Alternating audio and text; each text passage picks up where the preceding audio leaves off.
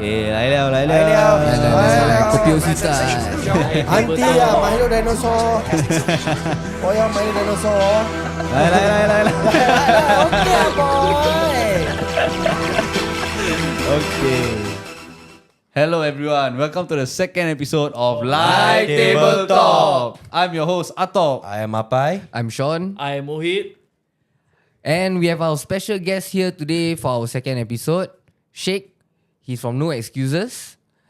Before we start, please subscribe to our YouTube channel, follow us on Instagram, TikTok, and also Spotify. Must follow. Saka parat. Never follow, no luck. Skitty cap to our Don't YouTube. forget, Okay, so let's introduce our guest. Mr. Sheikh, please introduce yourself. Okay, my name is Sheikh. I'm 35 years old this year. I'm one of the few founders of No Excuses Gym. This will be our second year running, premise of the gym itself. So we are a small boutique gym located in the east. Basically, my job is to manage sales, membership, and I guess about ensuring that the gym is running in profit. Okay, Sheikh, I really love the name of your gym, No Excuses. Can you tell me, how did you start your fitness journey? Like, how did everything start? I guess basically my journey started off by accident, to be honest, because I was in NS as a fireman. So basically, the whole point was to actually sign on, but I was not able to because I had a few For Not whatever enough, reasons, issue lah. no problem. Yeah, so was not able to, and then I don't know. You guys know Desmond? Yeah. Yeah. So Desmond, yeah. basically, me and Desmond decided to just try our luck and see whether we can get any jobs at Parkway Parade. Okay. So Okay. that's where we landed at True Fitness Parkway Parade. Oh, you guys landed at True Fitness Parkway Parade. Only me lah. He cannot Only- reject. Okay. Yeah. So that's actually how it started. Yeah. Okay. So I was in True Fitness for around 5 years. 5 And years, then- okay. So you've been in the fitness industry for very long. And how about your when did you start gymming? When did it became a thing for you that okay, I wanna be in the fitness industry? What got you? So that into- means after NS, right? Yeah, basically it's after NS, to be honest. Yeah, because I mean, as a fireman, I was in fireman service, right? So it's much more physical, and I think I enjoy the fact that I have to sweat my ass off, I guess, in that very essence. So Just a personal question. Were you always this big or you know, like- no. I think my size did fluctuate over the years. Okay, so you started like me as a skinny guy at first, I or was not so skinny, more of a chubby guy, and then chubby guy, went okay. down in size, and then become bigger and whatnot. Yeah, so basically that's how. I fluctuate in sizes. Okay. It depends on the season, I would say. Not everyone is as skinny as you, lah, Mohit. But Thank you for that. anyways, if I give Sheikh my shirt now, Yeah, I think what size are you wearing? double XL. Double XL. Check my size. Check. Your one S Just lah. check. Don't tell Tell the best. M. You sure? M. I thought I bought triple. No.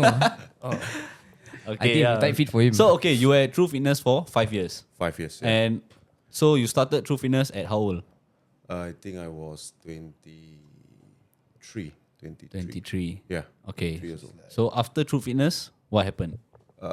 So basically, there are a few things that happen when you work in a commercial gym, such as you need to be able to be hitting a kind of like Certain sales target? figure. Sales target? Sales target. You have your KPI and whatnot.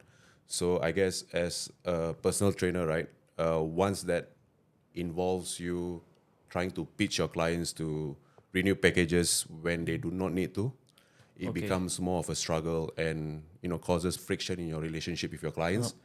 So from then on, I decided to actually took the risk and actually do freelance. Can I ask you a question? What are some of like just this in the business aspect? What are some of the KPIs commercial gyms are looking at? So basically, Like customer retention, like what do they look for you? Like for example, for example, in a trainer, right, as a company, what they would want is actually, for example, if let's say you have a team of 10 people, right? So you have your fitness trainers, you have your senior trainers, then you have your supervisors, and then you have your managers and whatnot. So each individual have to hit a certain sales target so that they can actually hit a monthly sales target. Okay. So it goes down to, let's say, for example, a fitness trainer will have to maybe hit $6,000 or $8,000 a month in sales. Okay. And on top of that, you have to be able to service your clients. And how do you get the clients, the customers? How So- do you promote yourself? For commercial gym, it's a bit different because, they have the power and the money, I guess, to actually be generating marketing leads. Okay. Yeah. So what happened is before, the so-called do not call issue, Yes. where people were spamming calls. Spamming calls for you to right. join gym membership. Yes, correct. Yeah. Okay, so it happened during the so-called California and True Fitness era. Okay. Okay. Yeah, so people just calling, and then I think at one point in time, people go there, pay membership, and then after that, they stop, but then their payment keep going on, and then it became a big It issue. became a big scandal, mess. yeah. Okay. Correct, yeah. So I think during that time, so that's where they were able to get in volume. Okay, that's where they got all the sales leads and everything. So do they just give you the sales leads, or you on your own requesting? for it, yeah. Oh, looking no. for it? So so usually it works in two ways. We either work with a membership consultant who actually will give us a so-called, I would say, a potential client okay. who wants to join the gym. So what we do is we bring them and then do a consultation in terms of fitness, bring them for an hour workout, and then from there we do our sales Understand. pitch. So okay, it makes a lot of sense why I never got a call from any of you. Maybe I don't look like the potential client for a commercial gym. I wonder why actually. I think I look like a decent guy to join a commercial gym, right? You can't even walk straight. But I can drink straight. Okay, yeah. So after True Fitness, you went freelance. Yes. For how long were you doing that? I was doing freelance, I would say, for almost, now I've been doing for 12, so 7, 8 years now. 8 years. Okay. Yeah, 8 years. Yeah. So 8 then, years. after that, you started the I No mean, I would Excuses, right? say from the time that I was, because for example, if let's say we talk about the so-called No Excuses gym, right? So that'll be 6 years I was doing it, plus now will be total of 8 years. So in total, I've been doing in the fitness industry now for I think 13 years. 13 Yeah, years. 13 years. Yeah. Okay. Wow, that's long. Wow. Yeah. So just let me know what are the kind of clients you have, like can you explain like those? So I think basically over the years, to be honest, as a personal trainer, you cannot pick and choose your clients, right? Whatever Correct. comes to you, that's basically your income, right? So, but then I think as time goes by, as you get more confident, you have built your so-called client base. You can actually work more towards what kind of clients you want. So, for example, for me, preferably, I will actually want my clients who are retirees or clients who work in corporate.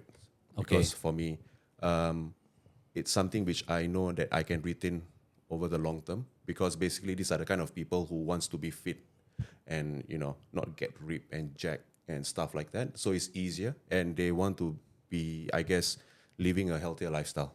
Okay. Yeah. So they are not aiming to be like not to compete and stuff like that, right? Yeah. So basically, Okay. just But, one. but I also healthier want to lifestyle. be fit, but I never got a call. So why? Maybe this is a calling lah. It's a calling. Okay. So I guess I got to improve myself. Then I will get a call, right? Is that- Okay, so by personal trainer, meaning you need to take care of their food intake and such.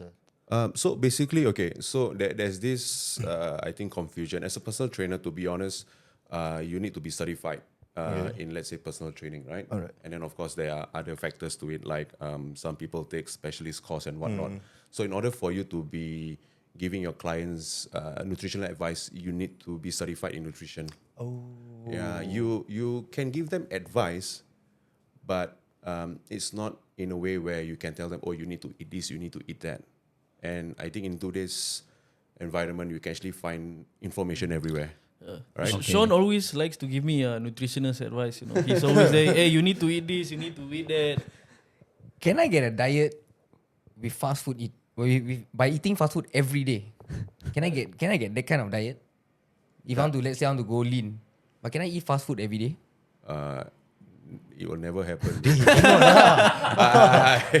I don't know what kind of. Fast food, Fast food, Because How you gonna go lean? I've seen many shorts on YouTube. Yeah. This and that. They say, oh, you don't have to follow your dietary fitness, this and that. Yeah. You can just eat anything you want, whatever you want. You just need to know how to train, this and that. So, Is it true? Okay, so there are a few factors in that. So there are some people who do this nutrition called if it fit your macros.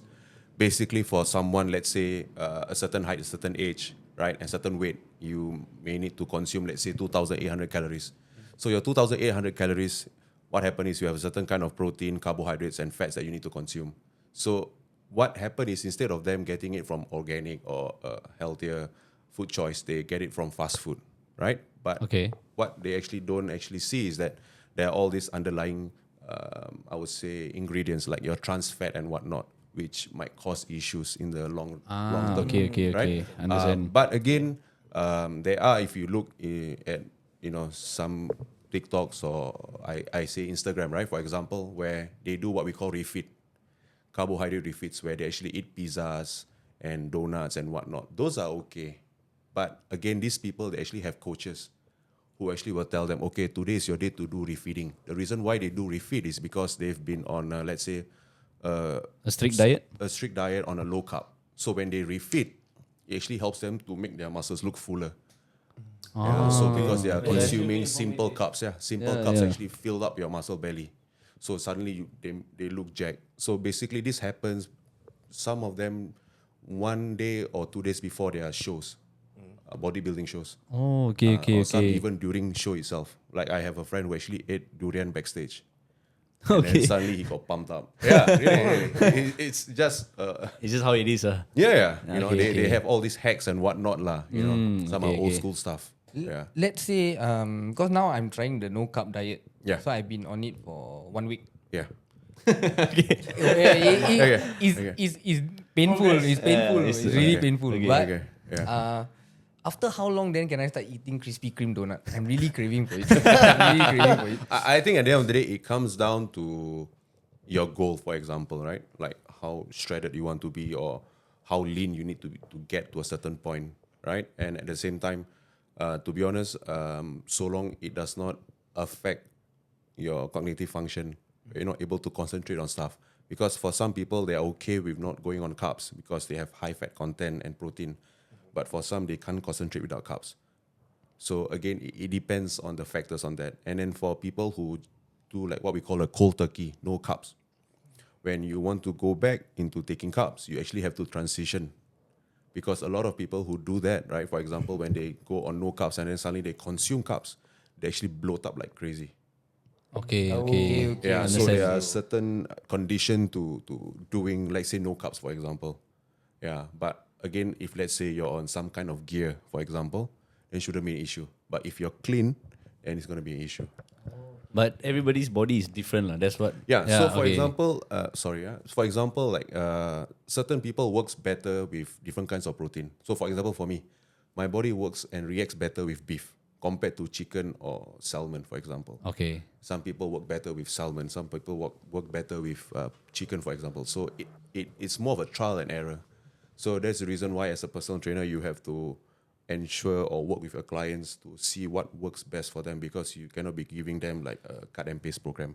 Understand. very I essence. would like to ask you a bit more, personal question, a bit of controversy. Like I think our viewers will like that. Yeah, of course. So, how many of your, like just now you mentioned gear use? Yeah. Is this something that is very prominent with the clients, like especially for bodybuilding shows? Are all of them on gear, or what is? So I think When I in mean gear, I mean context- steroid use here. Yeah, steroids, growth hormone. Now they have some peptides and whatnot. So right now, steroids basically, you know that there are a lot of side effects to it, right? Okay. And then you have your SAMs. I do not know the full name for it. Peptides, and then your growth hormone. So peptides are actually right now the big thing, the in thing, where because it does not have or very minimal side effects to it. But for clients wise, we do not actually recommend, because for Okay. us as a trainer, it will defeat the purpose. But I mean, I'm certain you have clients that are doing shows and everything. Like, in Okay. my opinion, Yeah. I think every person that needs to do a show, they have to compete 100%. They have Yeah, to of be. course. They have to be on If they gear. are competing, yes. But again, I'm not a personal trainer who works with clients who are competing for shows. Like I said, Okay. I'm Don't you have any clients that are competing currently? no, I do not take in clients like this because now Okay. I am able to choose. So because the thing is for me, I look it from financial standpoint, right? For clients who are competing, they only be training with me for 6 months, Okay. right? So They are after not 6 going to months, be extremely long term They're not because gonna be after they're long-term, done, they probably move on to the next gym. they're or gonna pro- be chilling for the next 1 or 2 months, right? And then after that, they may not do another show. Then why do they need me again? But if I have a client who is 40 years old, a corporate manager or director, his goal is to do, to be active for his family, to be strong and able and whatnot, then that is someone who can train me for the longest time. So that's how I actually work with my clients. Yeah. Okay. Can you give the audience like some short brief on some of the steroids that you have seen or have you heard of people taking on before? Oh, I think the most common one will be your testosterone, right? I mean, there's test E. Test E, So test basically, there are two esters to it. One is test E, which is the long ester. Then test P, which is the short ester. Then also you have your test C and all those. I would say not so commonly used, especially in Singapore. But I think in States they do use test C as well. And then there are also other compounds which actually helps if, let's say, depending on what kind of look you're going for. So let's say, for example, DECA, it's more towards, I would say bulking or looking much more fuller in that sense. And then you have things like your trend, which helps you to look lean, help you to burn fat. Then there's also Winstrol, which is another name for stanozolol. There's also, I would say, Anava, which is commonly used with women. Yeah, oral. So there's also oral steroids, Clenbuterol and whatnot. So these are all the, I would say, most commonly used. But do you recommend this kind of things to people? Depends on the context of what they want to achieve. Yeah. They want to achieve, I would say. Like, again, Not for clients, right? not for clients. So basically, in the bodybuilding industry, right? So what we actually do is we actually do blood work. Okay, yeah, I've I heard heard about about it. it, Yeah, yeah. How What does is it that? work? What is Yeah, that? what is blood work? You have to do blood work to actually check, what's your cholesterol level is like, what's your lipid profile, what's your liver profile, all of this, your kidney profile. You have to do your ECG for your heart. You have to do the treadmill test and whatnot. So all these are important, which I guess, especially in Singapore, in our culture, we do not actually focus on this, or we have never actually thought about this. Usually this only happens to the old people who are in a frail state. Then they start Okay. to do. Yeah. Correct. I mean, As a I young agree adult, what no you one- said, no one but, actually does this. Yeah. Actually, in my case, I'm doing this test. I'm actually just going for a test next week to test my cholesterol level. But why is the reason you're doing that? Because okay, so What as- steroid you want to take? as like this is something that happens to Indians a lot. They have a lot of they have a vitamin D deficiency Okay. and a lot of high cholesterol. Like you Okay. see at my size, I actually have high cholesterol. Like not at the the levels that are very harmful, but yes, I do have high cholesterol. So Okay. I only knew this when I was in NS and they did the blood the blood testing and everything. So and I checked, I was quite surprised at my level of cholesterol because I thought I was a very fit person. So Yeah, you look very fit.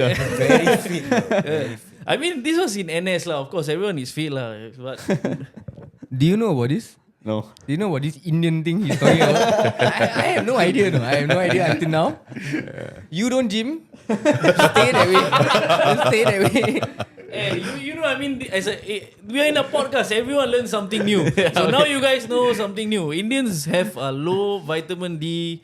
They have a vitamin D deficiency. So I'm teaching you guys some stuff. Like, If How you know only Indian? If you're talking about Malay, right? Malay got high cholesterol, high blood, everything high. Malay, everything high. Okay, bro, shake. So, Yeah. okay, I got heard this thing before. Okay, if you're taking steroid Yeah. for men, Yeah. if you take too much, Yeah. you can't stand up. Your dick can't stand up. Is it true? Yeah, it's true actually. So it's true. It's true. Yeah. So basically, it comes to a point where depends on a certain kind of I would say compound that you take. Okay. Your sex drive actually becomes low. And that's the reason why you can't stand. Okay, Your sex drive low. But- Your libido level becomes low to a point you're not thinking about Like no mood, sex. no mood no for mood sex. for anything. Yeah. So basically, you're in a depressed state. So that are some of the side effects about taking steroids. So again, it depends on the compound. Yeah, Okay, what you're okay. taking and for how long you're taking it for. Okay, so coming back to competing, right? Have you ever tried to compete? No. Why not? Basically, I did the math in my head and I did the calculations because based on the amount of money I have to invest and based on the prize money that I will get in return, it doesn't make sense. Okay. So, for example, let's say you're doing a show, it will cost you tens of thousands of dollars.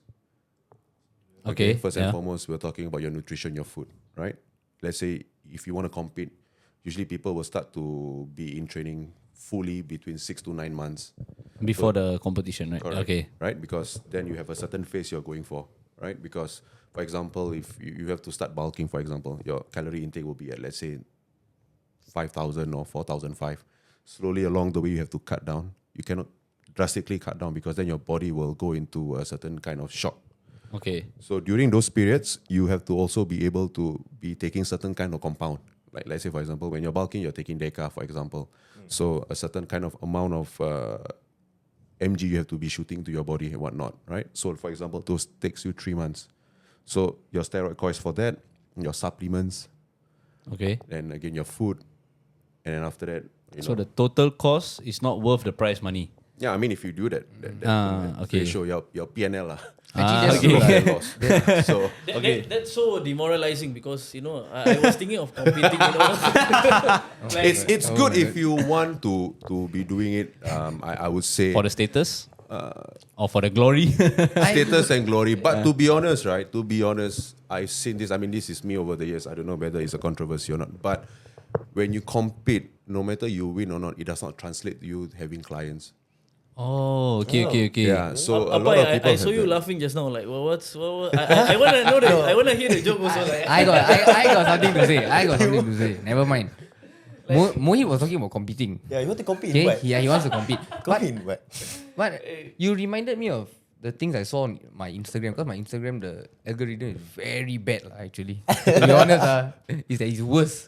So I've seen all these. I didn't know there was like special people competing. Yeah. Wait. Special? What do you mean special? Yeah. I didn't know. It's like people with Tourette syndrome. I would say people who Down syndrome. Actually, there's one. Yeah. I think there's one. their body- Sorry to cut you there. Why do you mention this when I say that? I think because he thinks you're special. I guess. Yeah. Because that's special. He has a better chance of losing there also at the same time, actually not winning. Their body, I see the special people. Yeah. Even though they are special, Yeah. but they have nice physique. They do Yeah. have nice physique. Yeah. Unlike someone I know beside me on my right. I just want to say his name. But do you still want to compete against them? Cannot, you got vitamin D, Vitamin D low. This is like I'm a person that likes to challenge myself. So just to prove you wrong, we will talk in a few years. You'll see me compete. I'm a very egoistic person. So I think It's this being challenge- recorded, bro. So for everyone seeing right now, in 2 to 3 years time, you might see me compete. Don't be surprised. Not in drinking, in getting fit, in any bodybuilding. So you will see me. Okay, yeah. So back to competing. So if let's say, do people compete even though they are natural without taking Yes, anything? there are federations which do all these strict tests before you compete. Okay. There are But few. it's like how do you even? That's so I think demoralizing. one of the famous guys is actually Ulysses Jr. I'm pretty sure you guys have seen him before. Ulysses, The one with the Ulysses dread. Jr. is natural. Yeah, he used to be competing in all the natty competitions. His That's the reason physique why is- he was a controversy. His physique Because is insane. Physique is insane, and yet he claimed. So apparently now, I do not know, but there have been rumors saying that he's been taking peptides or Okay. sums which cannot be detected because you're not taking steroids. Okay. So when you do, let's say, this kind of steroid check, they only check on steroids and not all the other kinds of compounds. Okay, understand. How do you tell the difference between someone who is on steroids and they are not on steroids? Muscle belly. Muscle belly. muscle belly of their shoulder. Usually it's always the shoulder, the muscle belly of the shoulder. So usually if you see someone who's overdeveloped on their shoulders, which means so-called lateral muscle, lateral deltoid muscle, and their trapezius are like to a certain point which look humongous. Yeah. Okay. Definitely not weird. Definitely not But weird. it's not when you see someone outside and you see like that. Usually it's in the gym. Okay. Because when they start to push a certain movement, you actually can tell. Okay. By their shoulder. But is it Shoulder. 100% accurate? This I would say visual test? 70%, 80%. Okay. Yeah. Because I've seen some people, they say they are natural, but I will always compare their let's say their abs. Like normal people won't be as defined as those are on steroids. Is that true? I would say yes to a certain extent. Again, it depends on the body fat percentage, right? So, for example, people who are on we call steroids, let's say clenbuterol, people who are using growth hormones, it's easier for them to actually they actually get to have more defined abs compared to someone who is not on gear or steroids. But again, it goes down to actually how you actually use your nutrition. So, for example, you can have someone who takes steroids and still look like shit. Okay. Not everyone who takes steroids looks good. Like, Correct, that's true. You know what I'm saying? Again, Yeah. it depends on the user. So, steroid is not like a magic potion where the moment you use it, you're gonna look great. There are people who use it and still don't look good. I would say, yeah. So that's I think where a lot of people who are on steroids are actually not very happy about this comment where, oh, this guy must be on steroids. That's the reason why he looks like this. Because at the end of the day, steroids can help you up to 20%. And how about Okay. this? I'm sure you have heard of this. There's this other compound called TRT. Like there's one on very big fitness influencer, Larry Wills. He's taking TRT. Joe Rogan also takes TRT. TRT is basically steroids, bro. It's basically testosterone replacement therapy. But it's not considered a steroid, right? It's Is a steroid. It is a steroid as well? See, you must understand, as we grow, our test level goes down. Okay. Right? So what they do is they actually replace or actually helps to increase. So for example, Because a lot of people say, oh, this is much healthier than steroids. TRT is much healthier. because the dose are very low. The Okay. doses are low to a point that you don't have to do what we call a post-cycle therapy. Okay. So for people who actually take steroids, they had to go through what we call a post-cycle therapy. What is a post-cycle therapy? So when you actually take steroids, depending on the compounds, your certain kind of, I would say, Testosterone? DHT is a compound in your body which actually gets suppressed depending on the compound you're taking. Which means, like for example, people call them to a point they can't actually stand up, right? So they actually have to do a post-cycle therapy after that. Then they will get better? Then they actually resume back everything.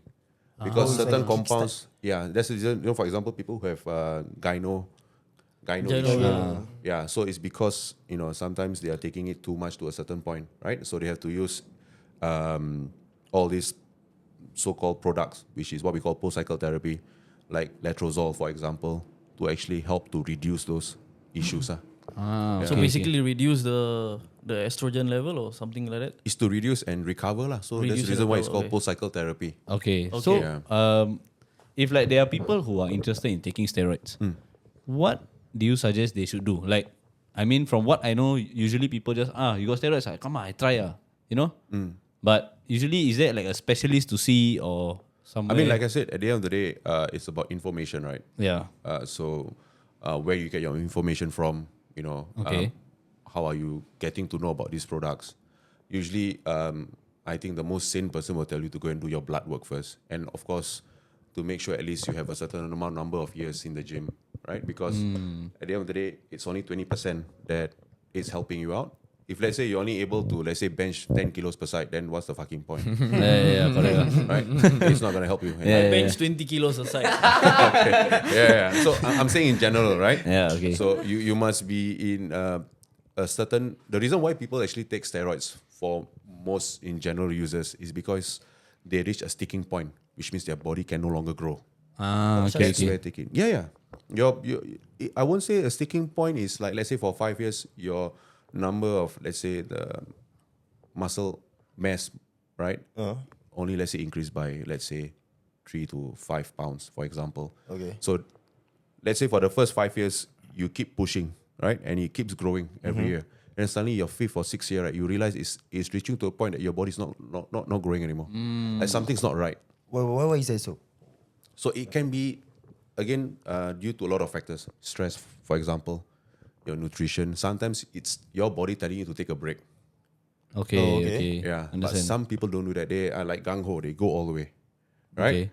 So then that's where to them they think they reach a sticking point and they actually would want to go and get into this stage where they start.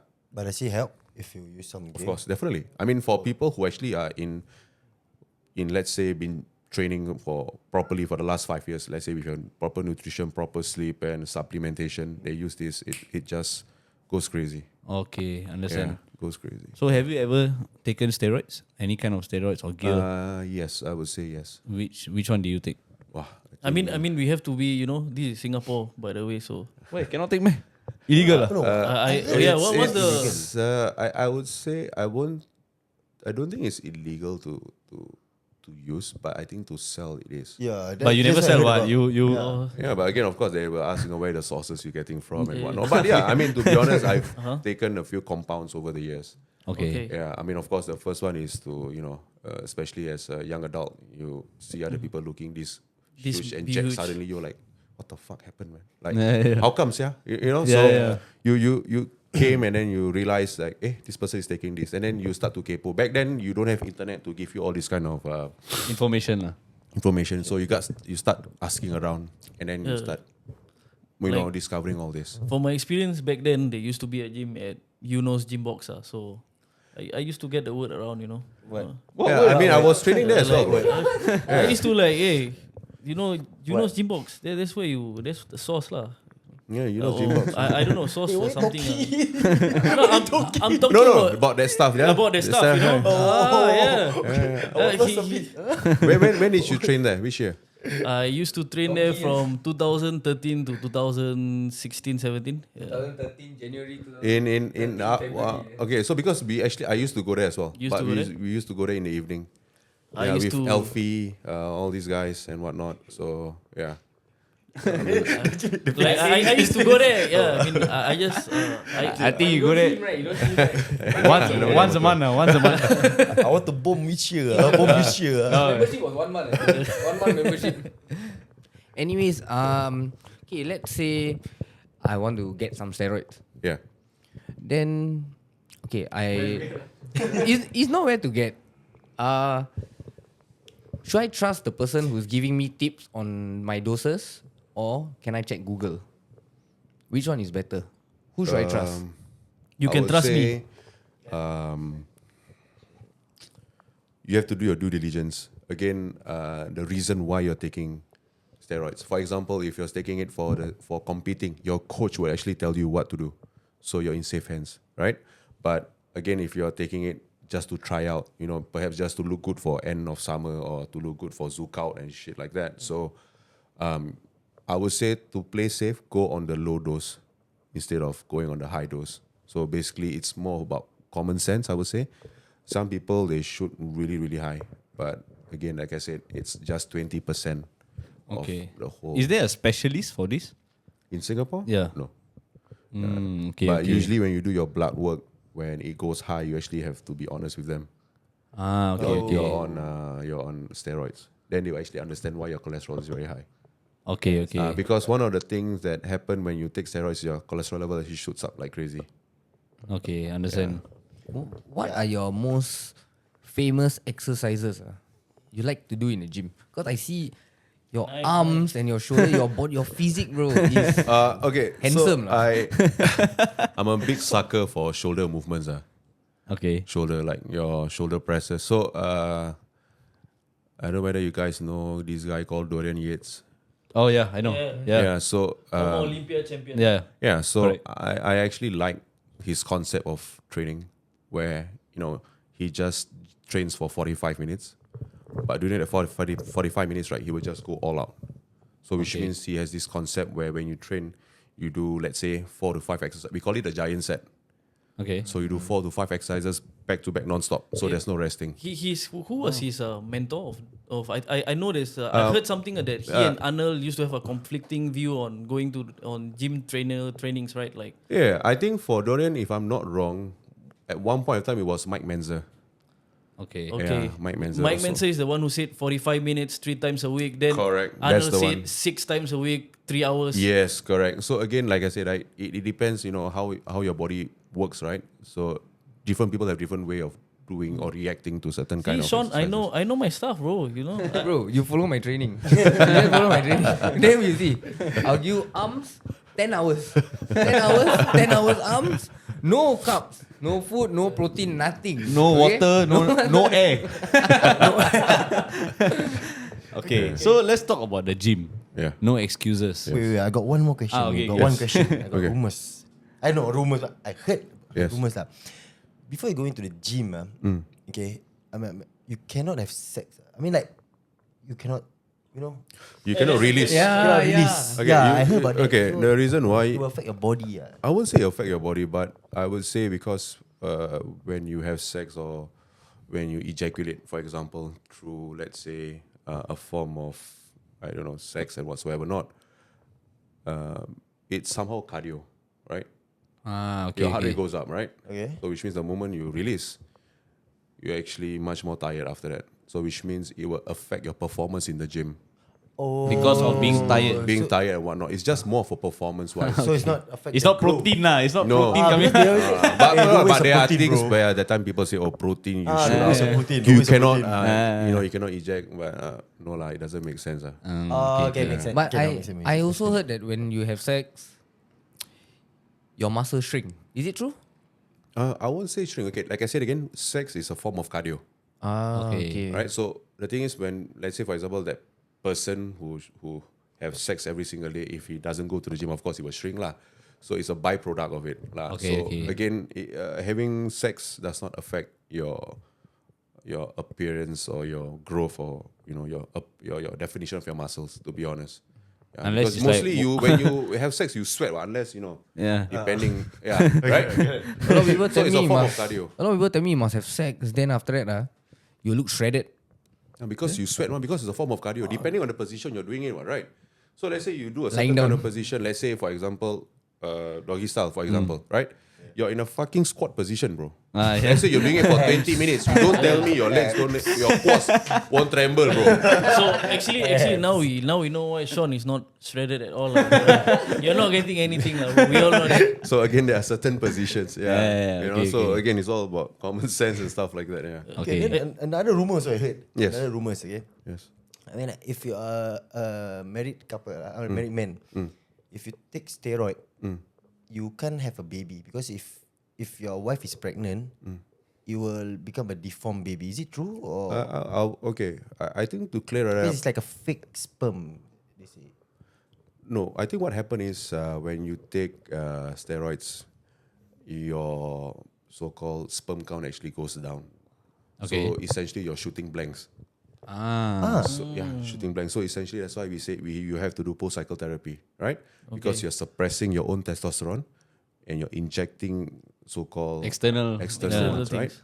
Foreign substance into your body, right? Because your body can only create a certain amount, but you inject, let's say, 1,000 mg in a week or in a month, which your body cannot do that on its own because you do not want to do it, right? So you're taking this shortcut.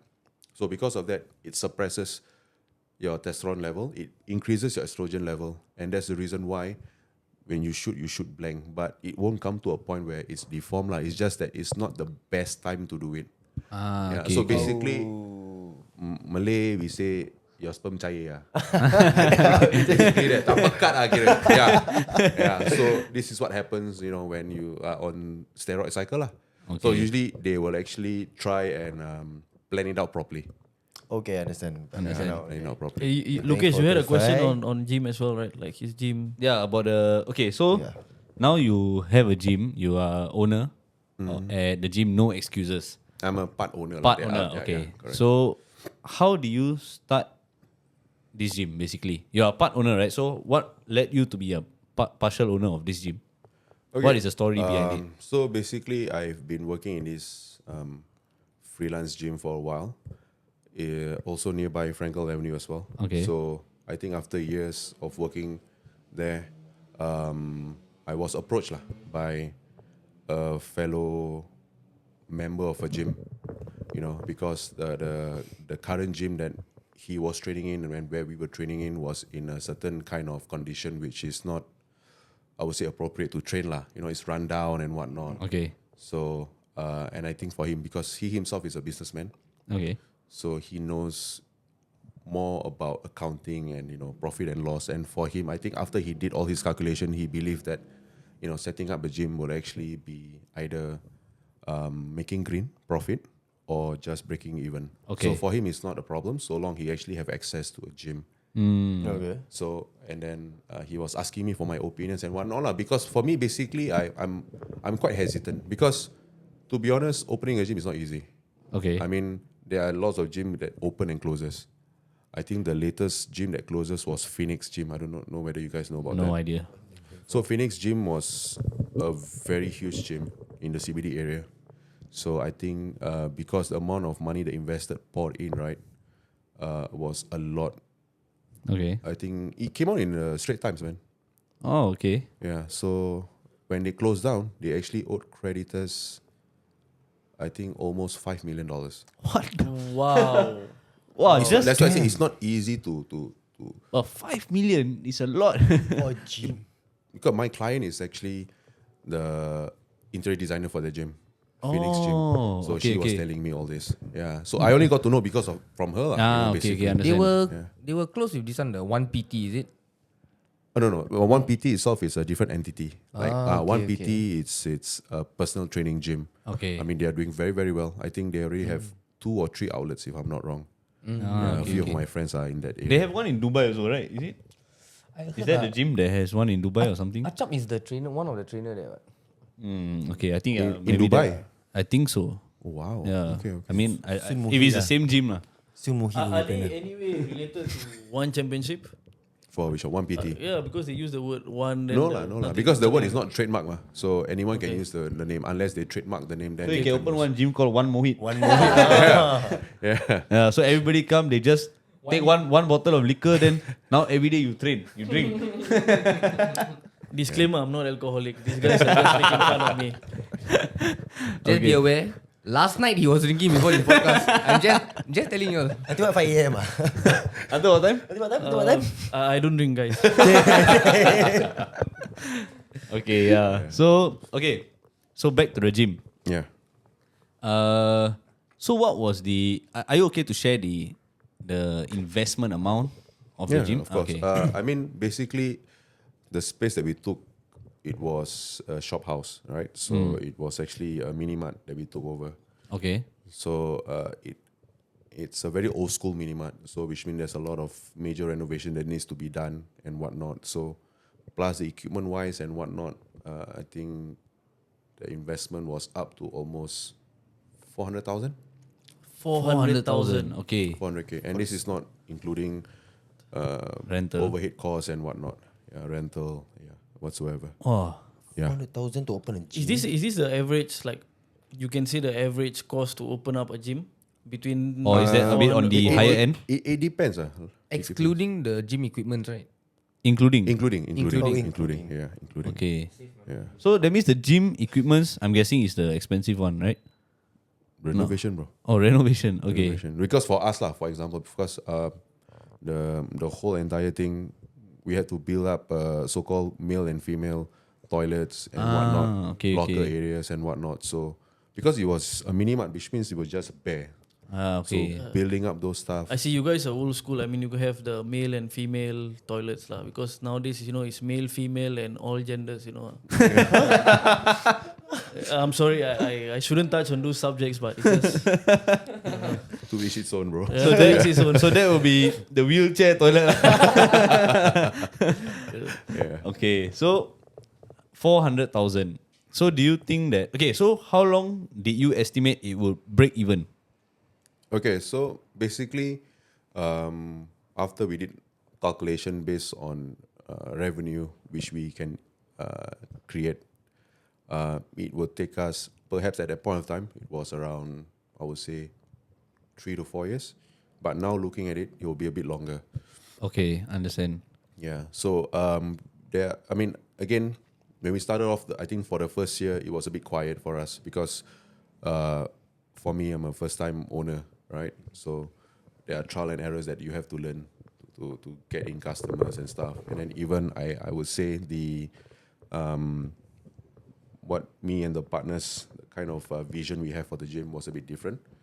Then we actually had to re-navigate ourselves to get to a certain point now. So the direction we're going in now has slightly altered a bit for the gym itself. Okay, so would you say that is a conflict with your partners, or No, it's not a conflict. it's just a misunderstanding, or No, just it's not a misunderstanding. Basically, okay, at the end of the day, everyone who invests, right, would want to have ROI, okay, right? yeah, Basically, correct. right? So when you don't see the ROI, you actually have to sit down and Talk things out. reevaluate. Yeah, okay. Like what you say, table talk, right? So what we do is we reevaluate.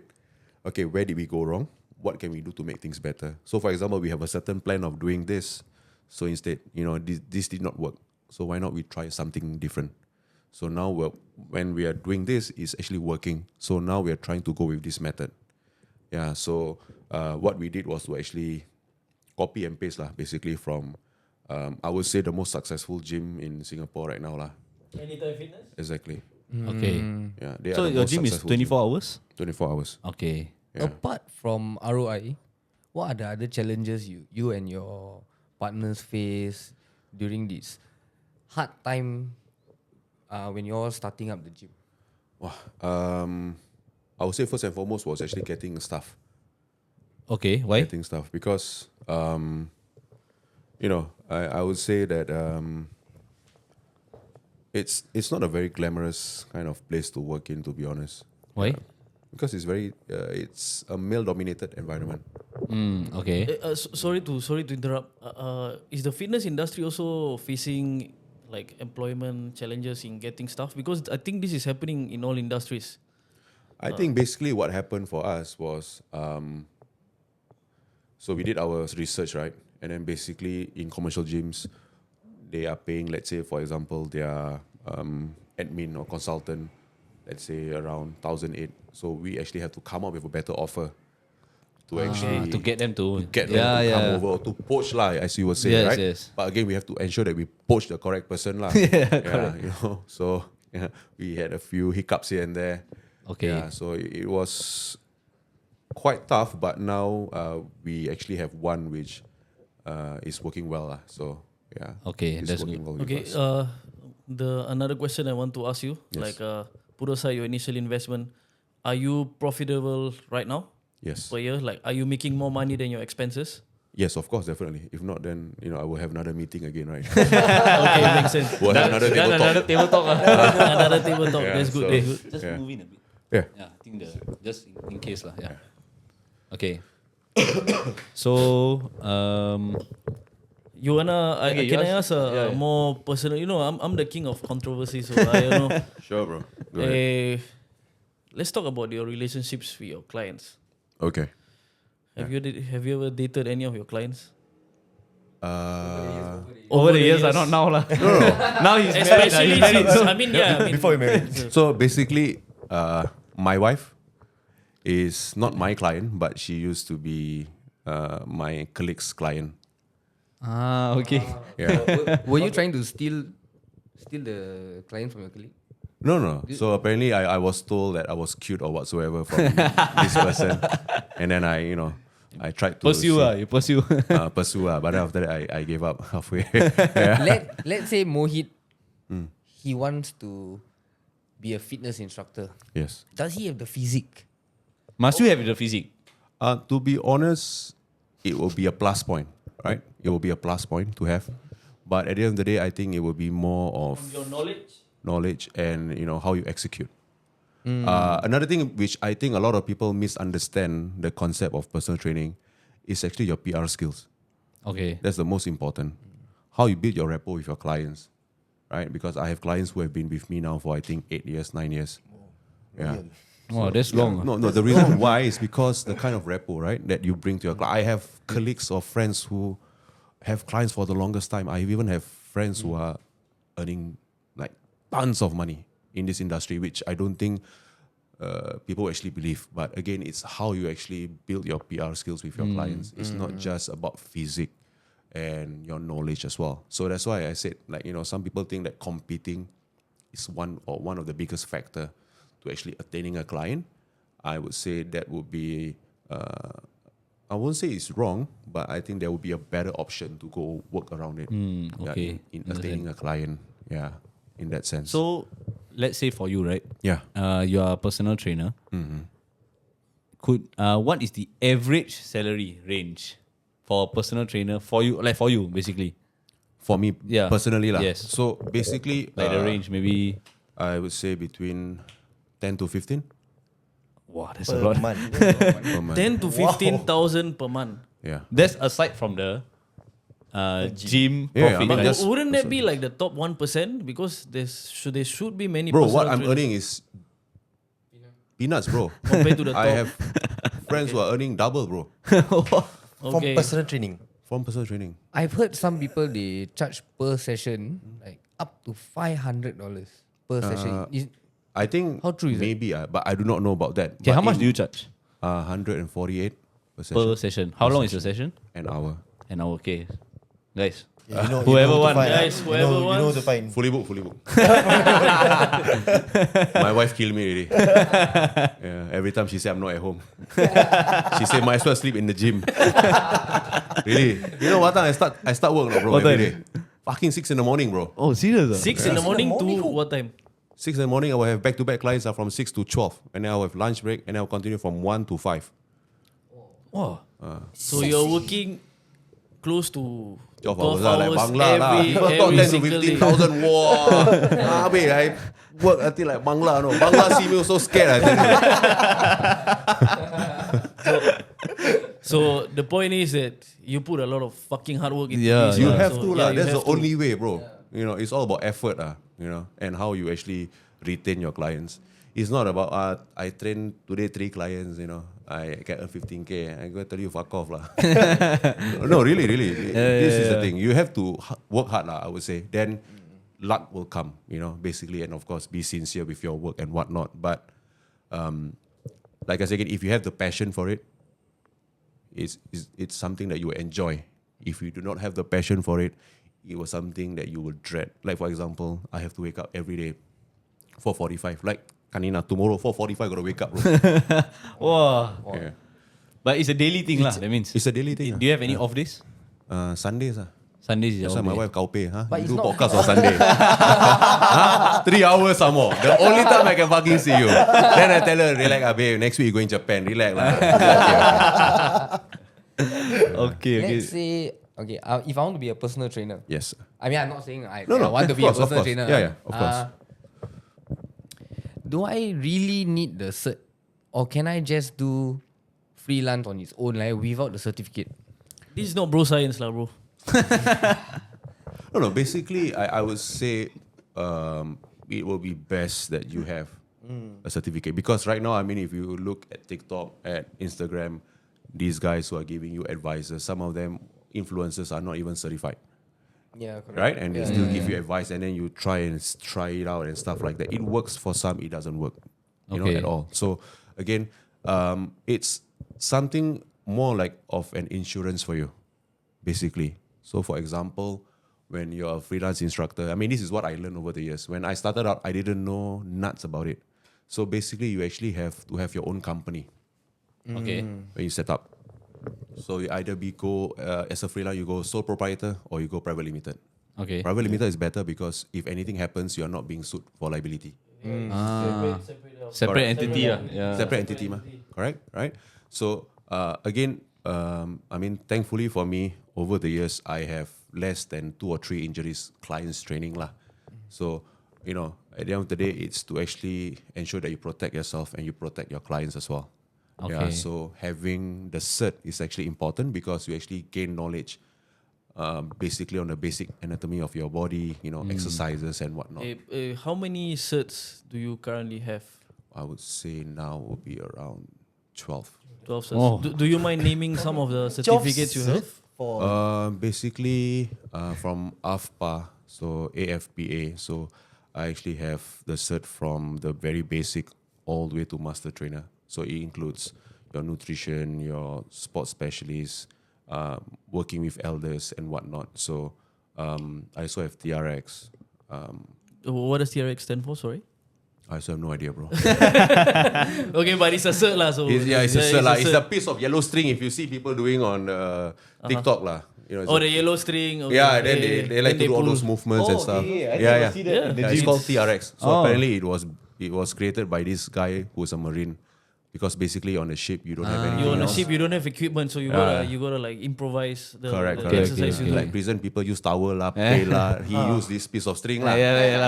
Correct. Okay, so okay, that's how okay. it came about TRX apparently. Understand. So yeah. okay, so just now you mentioned you usually travel and all that, and from your Instagram, I always see that you travel and stuff like that. So how do you manage your travel and your work? Like now, if you have clients, right? You tell them, "Oh, next week I'm going overseas." So how do you? Is it okay with them? Or- Okay, so basically, like I said, I base my so-called training philosophy with my clients on healthy lifestyle. Okay. All right, maintaining a healthy lifestyle. So which means I have clients who also travel. Sometimes they can travel for weeks, right? It also comes to a point where you do not want to get yourself burnt out. Correct. So you have to take a break. So for me in Singapore, I do not know what to do.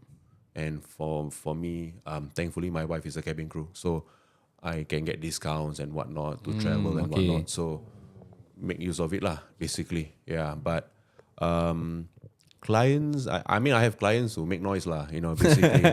Like, they want to take my passport and burn it lah. Then I think I just told my client that I'm going away this week. Then she was like, "Hey, you travel more than me." Then I say, "Yeah lah, what to do?" So in a month, on average, how many times do you travel? No. I don't travel that often, bro. Okay. So Yeah, it's just that apparently this whole period. So in July I was in Italy. Then last month I was in London, and then this month just going Japan. That's it, done already. Quota done already, bro. so 3 times this year. Yeah, 3 times only, bro. Yeah. Okay. Because I usually will take small breaks, like go Bangkok with my guy friends and whatnot, go enjoy. But this year cannot. Why? Due to reasons, bro.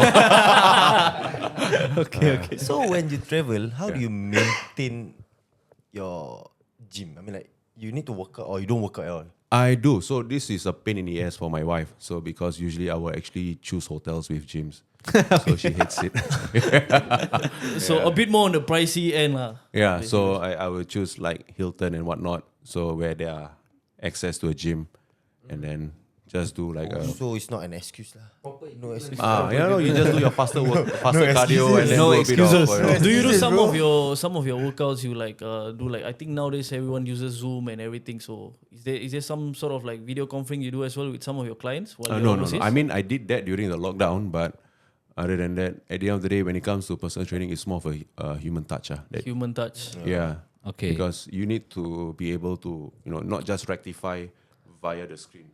You have to ensure that, So now I have a question. How do you handle this during the COVID lockdowns where, you couldn't get in, there wasn't any personal touch. How do you manage to handle this?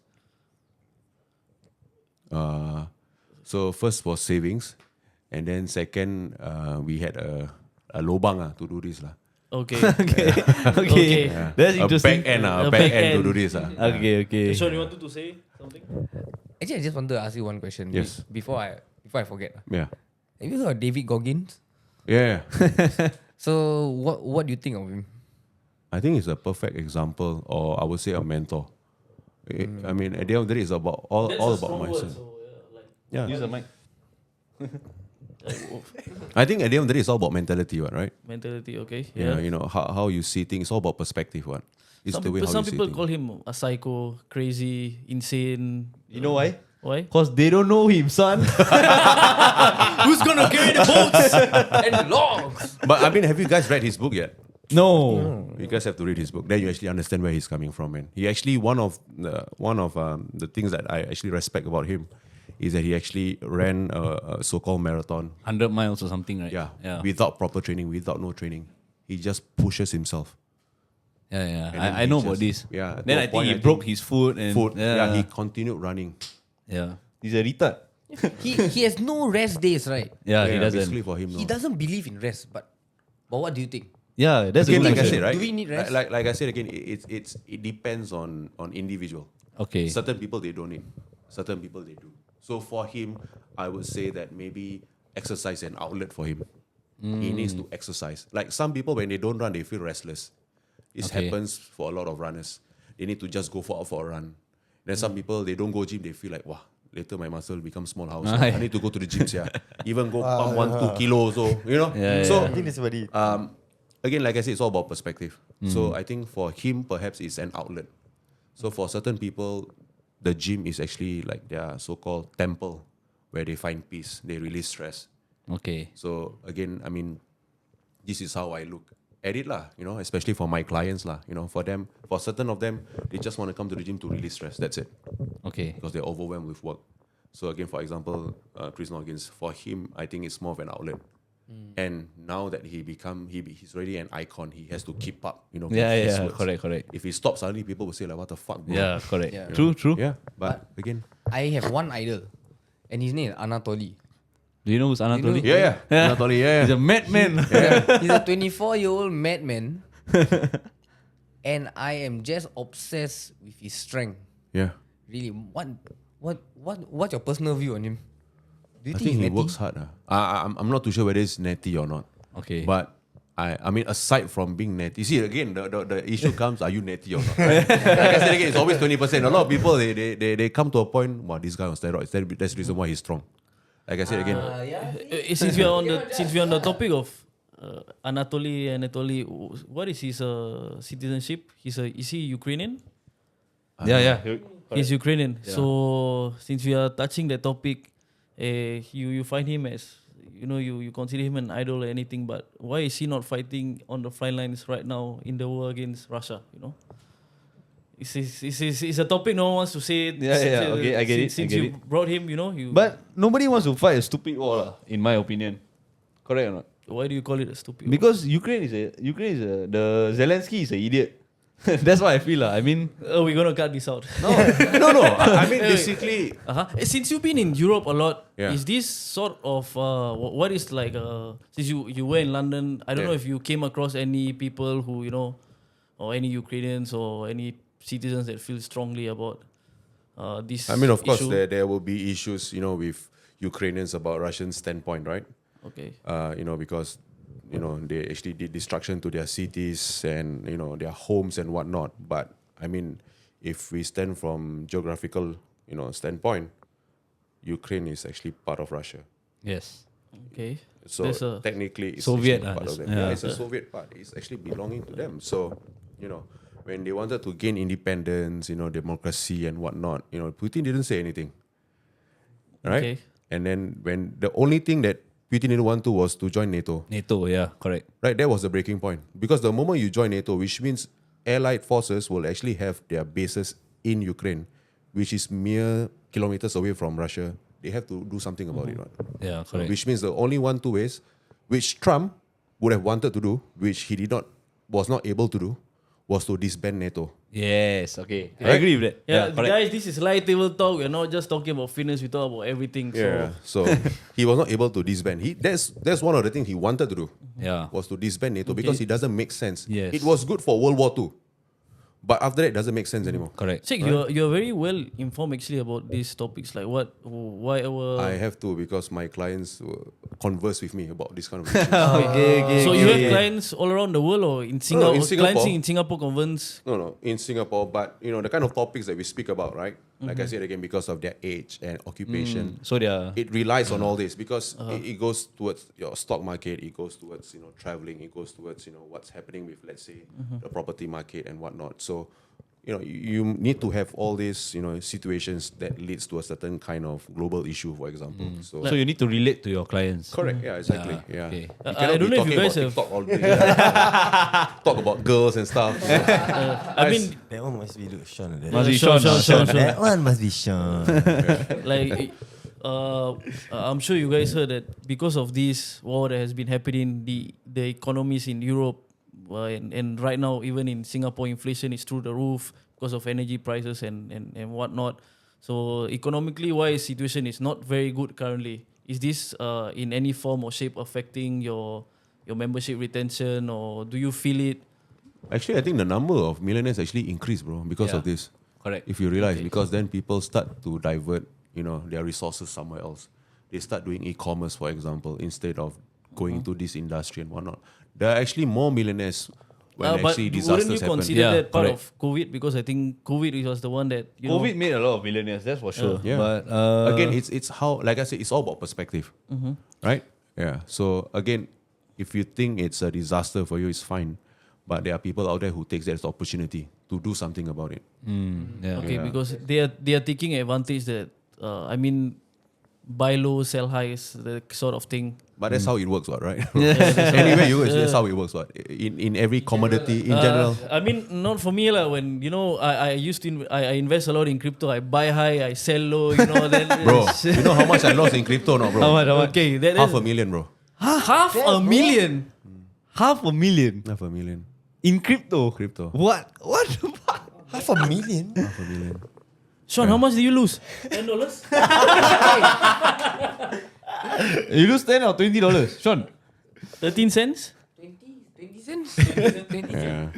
Are you serious? Yeah. It was a big thing. I think the crash came in November 2021. Yeah. Yeah, I think I remember there was a bloody big crash. So back then there was all these meme coins that you actually buy into. Shit coins. Doge shit coins. Like Doge, and then there's this coin called Saitama. There's a lot of it. Yeah. All of this, right? Shiba. Shiba So Inu. Shiba was actually their so-called rivals lah. So we bought it at a very low price, and then to be honest, it was me being greedy lah. I didn't want to sell. I say fuck lah, this one sure can go higher one. No problem one. And I actually had a colleague who actually became a millionaire for I think like half a day. His account became 1 point something million in USD. We're not talking Sing dollars. No? So, I remember I telling my wife I was so fucking happy. I was like, fuck, don't have to work like this. Yeah. Can go travel 1 year. I told my wife already. I was at movie theater. I told my wife, fuck, wow. Think tomorrow can MC say fuck my clients or whatsoever. Remember, Now you know. Now you know. Now you know why I'm working hard. Now no more already. Yeah, so but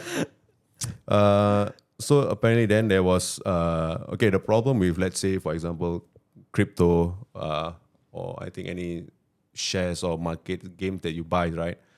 There always be rumors. Right? And rumors could actually dissipate or actually increase, which means people start to sell.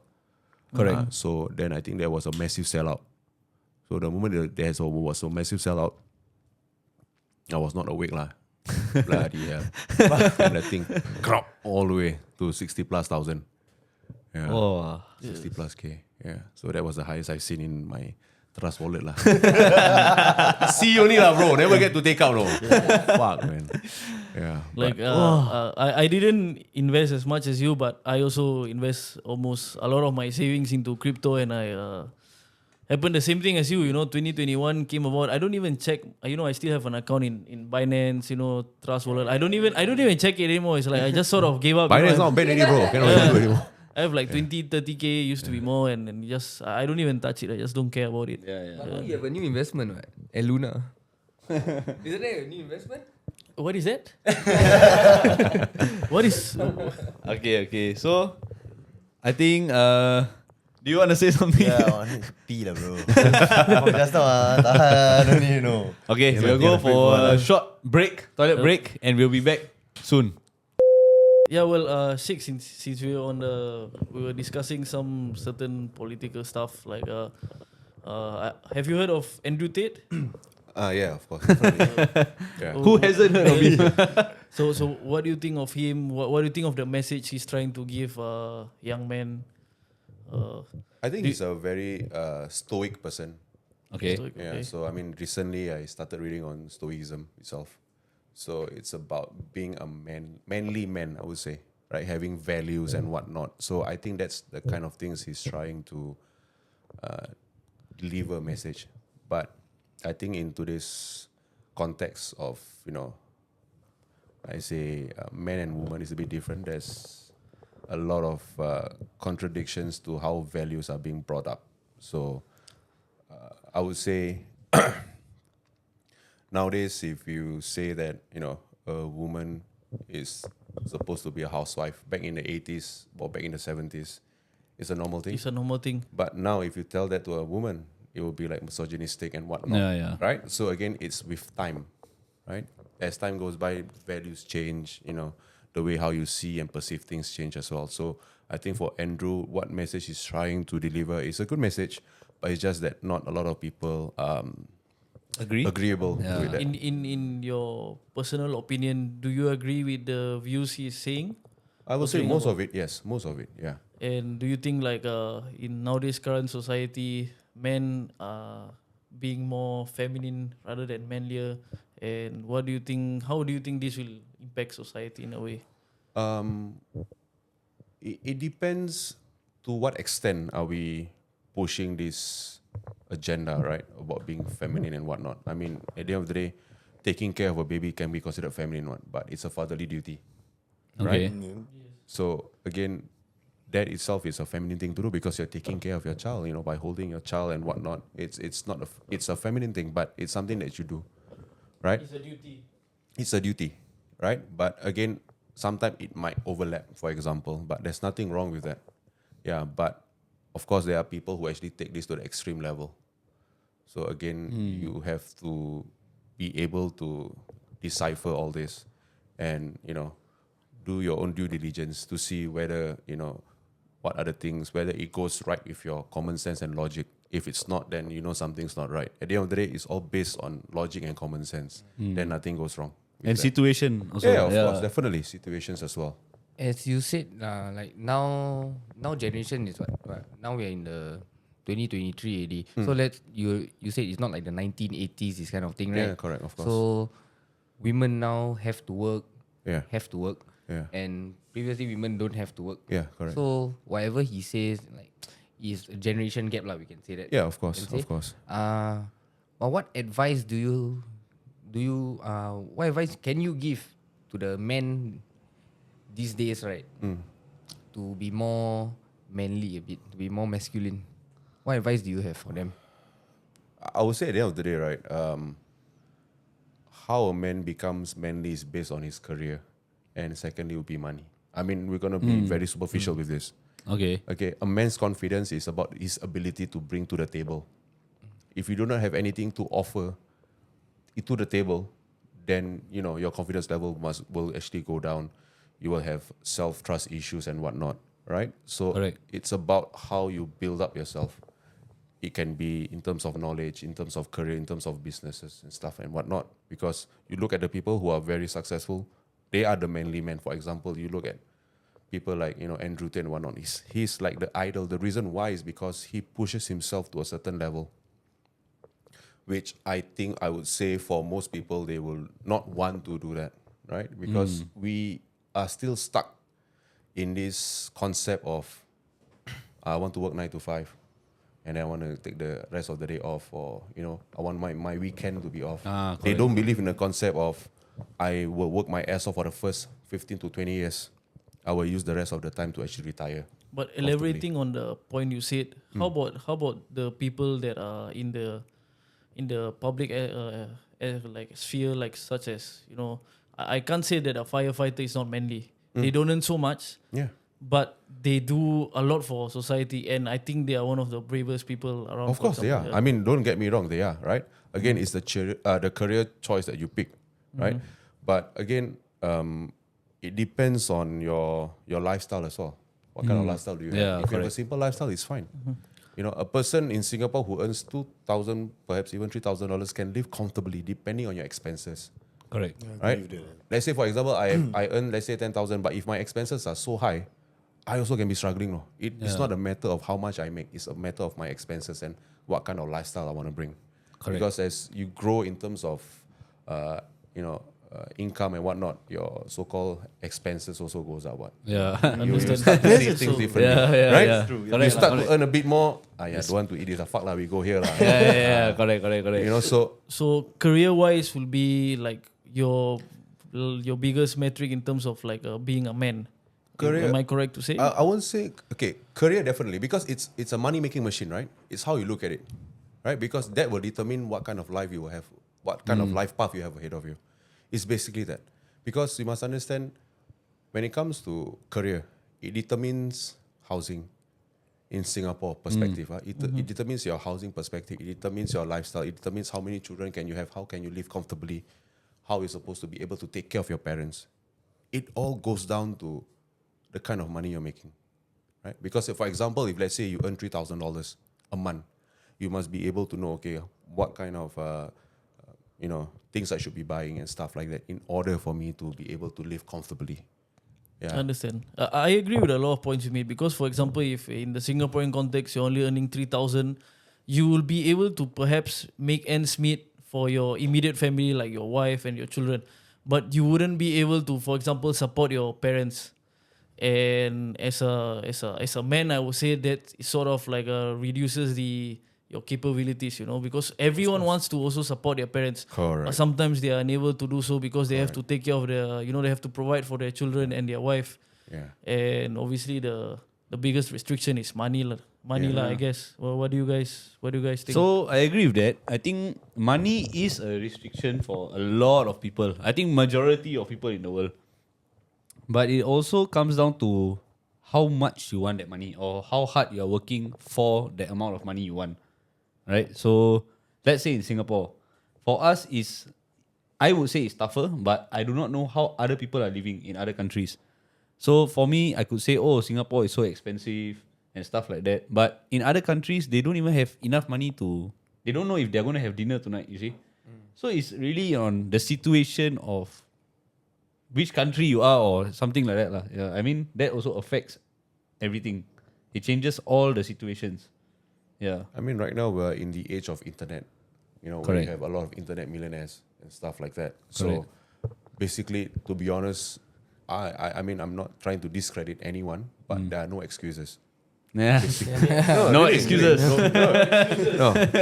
Like, I've seen people making money on Shopify, e-commerce, selling stuff you will not believe, bro. Like, cat poop litter. Okay. You can actually check, how much they are making and stuff. Bro, the guys are making millions of dollars, bro, selling those units. You can never think like, or even simple stuff. Like, I actually have a client who actually he used to sell cigarette filter. Okay. He was the so-called, the one actually sponsoring all the cigarettes. So every cigarette in China, right, all the filters have to go through him. He's the one that delivering it to them. Oh, Yeah. okay. So imagine how much money he makes. Yeah. And the one thing he tells me is very simple. He said, so long you have a market, you can always make money. He said, if you can sell one pen for $1, you sell to 1 million people, how much you make? 1 million. Yeah. So, I mean, again, it's all about perspective. But, I mean, not everyone wants to take the risk or have the knowledge and whatnot. Correct. But I think that's where, the internet is lah. It's somewhere you can actually learn all the information and Gain whatnot. knowledge. Yeah, of course. Have you ever had any kind of ideas that came across your mind, but you didn't get to Execute. You didn't get to execute. Yeah. Wow, I think Millions. I mean, you always have ideas, right? But, once you have all these ideas, it all comes down to execution and, ensuring or thinking about, whether will it have a fruitful labor to it in terms of monetary, right? You can have all the ideas in the world. Like, I was just talking to him. I was looking at Jason Derulo. That guy, his biggest asset is actually because of his car wash business. Guess how much? Jason Derulo is a singer. Yeah. If we, Make a guess. Make a guess. Car wash. Car wash. He makes car wash. He does car wash business. 50 mil? 5 billion? 2 billion. I From was car saying- wash. from car wash. Car wash. Car wash. Rocket car wash. It's called Rocket car wash. Yeah. So, do you know about his what is the concept of it? It's like a So basically, it's subscribing a model. Subscribing model. Exactly the same. Like your Netflix, your Spotify, right? You subscribe on a monthly basis and whatnot, right? And then people get unlimited amount of car wash. I mean, in Singapore context, that will actually work. Yeah. Because let's say if I go wash my car and do vacuuming and whatnot, it will cost me around $25, $30. If I do that once a week, it will cost me how much? 120. But if let's say I'm offered a subscription where I'm paying only $70 or even $50 a month to get the same amount of stuff, I would definitely pay. Yeah, so these are the kind of things. But again, the capital to start, and then again, how you want to get into getting customers and whatnot. All these are all part of planning, which sometimes can be, I would say, demotivating. Because it's not easy. Like I said, you can have a lot of ideas and businesses plans, but executing them and getting them in is something which is really hard. Do you equate money to freedom? To a large extent, yes, definitely. Yeah, I've seen the other side, bro. I've seen the other side, bro. Like, really, bro. As a young man, you sort of had any struggles in terms of financial wise? Yeah, I mean, I used to stay in Marine Terrace, Okay. Block 51, bro. So it's a rental flat, bro. I understand. So me and my brother had to sleep in the hall. My mom sleep, in the room and whatnot. So it was a struggle, lah. Single parent and whatnot. So you have to do a lot of stupid things to get money and whatnot. So yeah, I mean, everyone knows, right, the struggle, right? Yeah, you can get it correct. from different avenues. I think a lot of us will know that. Yeah, but again, you look at the risk to reward, it doesn't make sense. Yeah, That's what I correct. always tell people. Like, you want to do something, make sure that the risk and the rewards are much more greater. Then you consider that. Correct. Yeah, if the risk does not equate to your rewards, then why you do so? Okay. Yeah, So you were talking about internet, right? Just now, like everybody has access and that kind of thing. So now the latest thing is like what? AI. So what are your thoughts on AI? I think it's a fantastic thing, man. Like recently, I think most of my IG captions I use ChatGPT, bro, to create captions and whatnot. Easy, just write anything, pop, put in, straight away, done already. Correct. I think that is the one that really started the AI kind of craze. ChatGPT, Yeah. You can ask all the information you want. They will actually answer you. Yeah. I actually even used that, right, for my upcoming trip to Japan. Okay. I wrote down there, help me create a 14 days itinerary to Japan by road trip from this date to this date in this kind of weather and whatnot. Then they write for me everywhere, from Tokyo all the way to Fukuoka. Oh, Good. That's good. do You can use try that. You can try that. You'll be shocked. Like, even let's say you try Phuket, Malaysia, whatever, it just come out everything. Yeah. Actually, we can try that for our Bali trip. Yeah, for your Bali trip, that's what you can do. Yeah, but actually, I've been to Bali lah, so I know what to do. So, for example, if you go to a foreign country, there's Yeah, something correct. you actually can do. Like, for me, I've never been to other parts of Japan other than Tokyo and Kyoto. So this is my first time driving upwards to all these areas. So, Okay. it's something different lah for me. Yeah. Okay. But do you like, for me, I like to speak a lot about AI, but because I rely a lot on ChatGPT to do a lot of my work and stuff. But one of the the cons I feel is that sometimes you become like too reliant on AI. Like okay. I believe like as human beings you have to have the creativity. Like you must be able to sort of not rely on it to do like your basic stuff. Like so, like for example, let's say you guys probably use Waze for driving. Yeah. But Waze will tell you the most like the roads without traffic and everything. But sometimes the roads better than Waze. Like if you take this turn or you go to the Okay, left or you go yeah. to the right, you will be able to find a shortcut that is not mentioned on the app. So Okay, I get what you mean. I think it's more of, it can be of a good assist for you, but something not to be dependent on. like for example in my current work, like to do PowerPoints or certain presentations, I don't want to be super relying on it because then I will sort of lose the ability to do it. But But- is it more efficient than you? That's what you must consider. So that's the thing, right? Because at the end of the day, right, everything's all about productivity. Correct. Right? Correct. At the end of the day, we only have 24 hours. How productive we are during the time that we are awake is the most important. So for me, if let's say I can use that, I can save 2 to 3 hours, I can use the other time to do something else, for example. It's all about productivity. Or if let's say you do it by yourself, you spend 4 hours. Yeah, then But it's a waste of time. using ChatGPT, you only use 1 hour. So you got 3 hours, bro. These 3 hours you can perhaps do something else to, make your presentation better. You know, I'm just saying this is how I look at it. I mean, that's what it is basically. AI is basically to save time.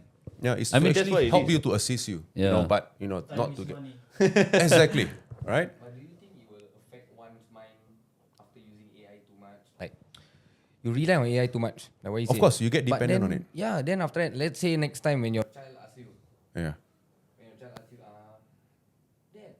help me solve this mathematics question. Chat GPT lah. You can't explain to your child that, okay, I'll use the ChatGPT. Yeah.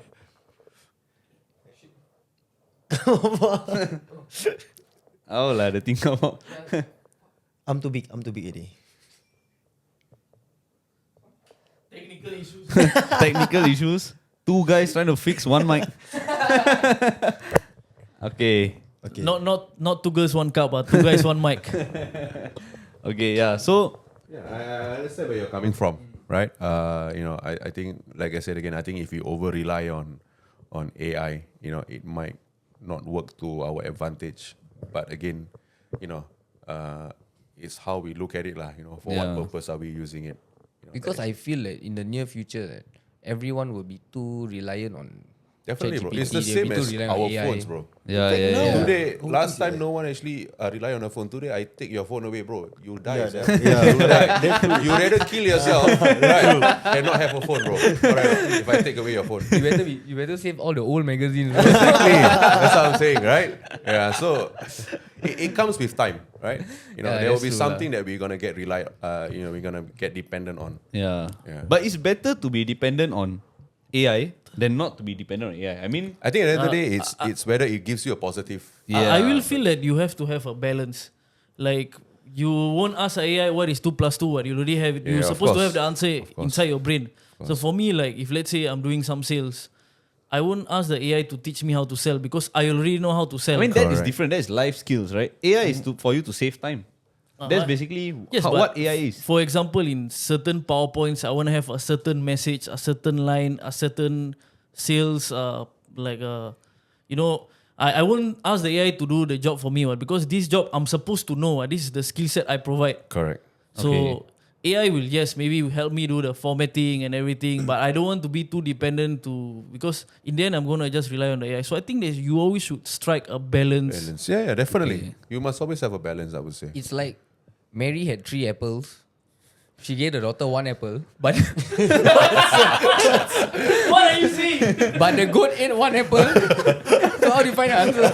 Wait. Chat GPT was shut down. Wait. Repeat the question. Repeat that. Repeat. Mary had 3 apples. She gave the daughter 1 apple. Yeah. But suddenly they will ask you, how many apples left? But of course the answer will be what? 3 minus 1. So it will be 2. They will tell you wrong. Then the real answer actually is 1. They won't tell you the goat ate the last apple. Because Mary had a little lamb, right? So you just come out or what? You got asked before that. Okay, so actually, right, Apai has been taking AI courses also, right? Yeah, bro, but that one just a short course only. What's the course about? It's about they teach you from the basic, then to chat GPT. Okay. Okay, so to be very honest, I also don't understand much. Okay. Because I start from zero, I don't know anything about AI. But then the course attract me so I take the course. It's a 2-day course, so I don't really learn much. But some of it, yeah, like they teach you how AI are made, and they got this question also. They say that do you think AI will take over the world or human will take over the world? Something like that. Okay. So Okay. during that course, some will say AI because nowadays everything is AI around us. Everything is AI. So yeah, even if like say time consuming, at workplace they also use AI. Yeah. So they teach you like from nothing then to chat GPT and all Okay. that because to create AI, you need to have a lot of information and then need to put in the machine and It's like Google lah. yeah, it's a Google and all that. Even Google is AI. Yeah, They say. yeah. Yeah. So Like I will say like ChatGPT is the most basic form of AI because like a lot of companies like for example DHL, like logistic companies, every like the moment they put the package in the shipment, then they put it inside the van, and it goes. They all this information they have like a sort of this sort of chip that they put into the each package that it basically tracks real time information. Okay. Yeah, they call this supply chain visibility. So basically, you're able to see where's your package, what time it arrives, and they use AI to improve the productivity, the systems, and I will say this is more advanced lah, because you're taking very various metrics, especially for example if it's a package that requires like a cold package. Package that they need a certain temperature for you. Okay, yeah. And then they calculate like what is how to maintain this temperature and so I would say these are more advanced forms of AI. Okay. So, but like what he said during the course that they posed the question, which is, do you think AI would take over the world? yeah. So, to all of y'all, do you all think AI would take over the world? If you ask me, yeah, I think AI will take over the world. Okay. It's because if without AI, you also don't know anything. You get what I mean or not? Like waste, for example, Okay. waste. To me, no lah. It won't. You just off the switch lah, bro. Correct. or not? Yeah, but AI need electricity, mah. Correct. or not? How can they take over the world? I don't believe lah. I mean, the question take over the world is like depend on AI lah. I mean, like okay. not AI gonna take over the world, but But it's an everything- intelligence, what? It's a If they have Tony Stark's arc reactor, take out lah. they what take out? They will beat you. That's what they will do. They will beat you. Okay, You can't just turn off AI. So what do you think about AI? Wow. I think there are pros and cons to AI. Will it take over the world? Okay, you see let's say you say turn off the switch. Okay. That period of time they are walking. How long you think they can survive? That's not how it is. Okay, AI, you all need to know the back end of it. AI needs these super computer chips to function. Without these chips, AI is useless. Okay, and there is a shortage of these chips in the world right now. That's why these chips are. And from what I know, only one company is making these chips, which is NVIDIA, NVIDIA. Yeah. Nvidia, okay. Yeah, NVIDIA or NVIDIA or whatever lah. Yeah. So from what I know, they are the only ones making, or they are the number one in this, basically. They monopolize it lah, bro. Yes, correct. Basically. So definitely you need to have these chips for AI to run. Okay, so and AI cannot improve until there are more super computer chips like this lah, basically. It needs a supercomputer, right? So no matter what, it is only based on electricity. I agree with your statement because I would say that AI depends more on us than we depend on AI. Yeah, exactly. So- And if we are talking in the grand scale of things, they depend on energy, they depend on raw materials, Exactly. they depend Yes. They will die out. But Yeah. the thing is about AI is that it's ever growing, Okay. right? They actually have done studies where an AI on day 1 to an AI on day 30 or day 30, right? They have actually attained more information. So, for example, we talk about shutting off the electricity. Okay. They actually know how to actually go onto the backup generator. No fucking. No, I'm not kidding you, bro. No I'm not kidding you. Okay. Yeah. So- So there are things like this which are not being spoken about. Wait, you are telling me that if we teach an AI enough, they will be able to learn how to turn on the electricity by itself? Yes. I mean, there's a possibility. Yeah. Hey, that's fucked up, bro. Hey, off all the fucking AI. No, I'm not kidding you. I'm not kidding you. So I mean I did a little bit of research on this. Okay. I mean I'm not as much as I would say other people do, but these kind of things always interest me. So AI itself will be a part of us. I would say 20, 30 years from now. For example, now, right? Tesla, your car. Yeah. You turn off your car. if let's say the people in Tesla wants to turn on your car, they can turn on. No, Yeah. Okay, this one I know about this. Yeah. how? No electricity, what? But the car got electricity, what? Really? Oh, but you turn off the car already, ma. How you turn off by yourself? Oh yeah. Yeah. That's true. Oh yeah. True. Yeah. So there are things which are beyond, what we think of and stuff like that, which Okay, are already being thought upon. I don't know if you guys have seen this show called Black Mirror. Black Mirror. Yeah. Fuck. Oh, that's one show I never watched. Like Black Yeah, Mirror yeah. is I would say it's a fucked up show. Sorry for my language, but it's a futuristic show where, for example, there was this episode where people have a social credit, and if your social credit is low, then you're unable to buy houses, you're unable to travel, and there's a lot of people who are facing the issue that In China, right? I mean that's right now. Yeah. Right now is in so.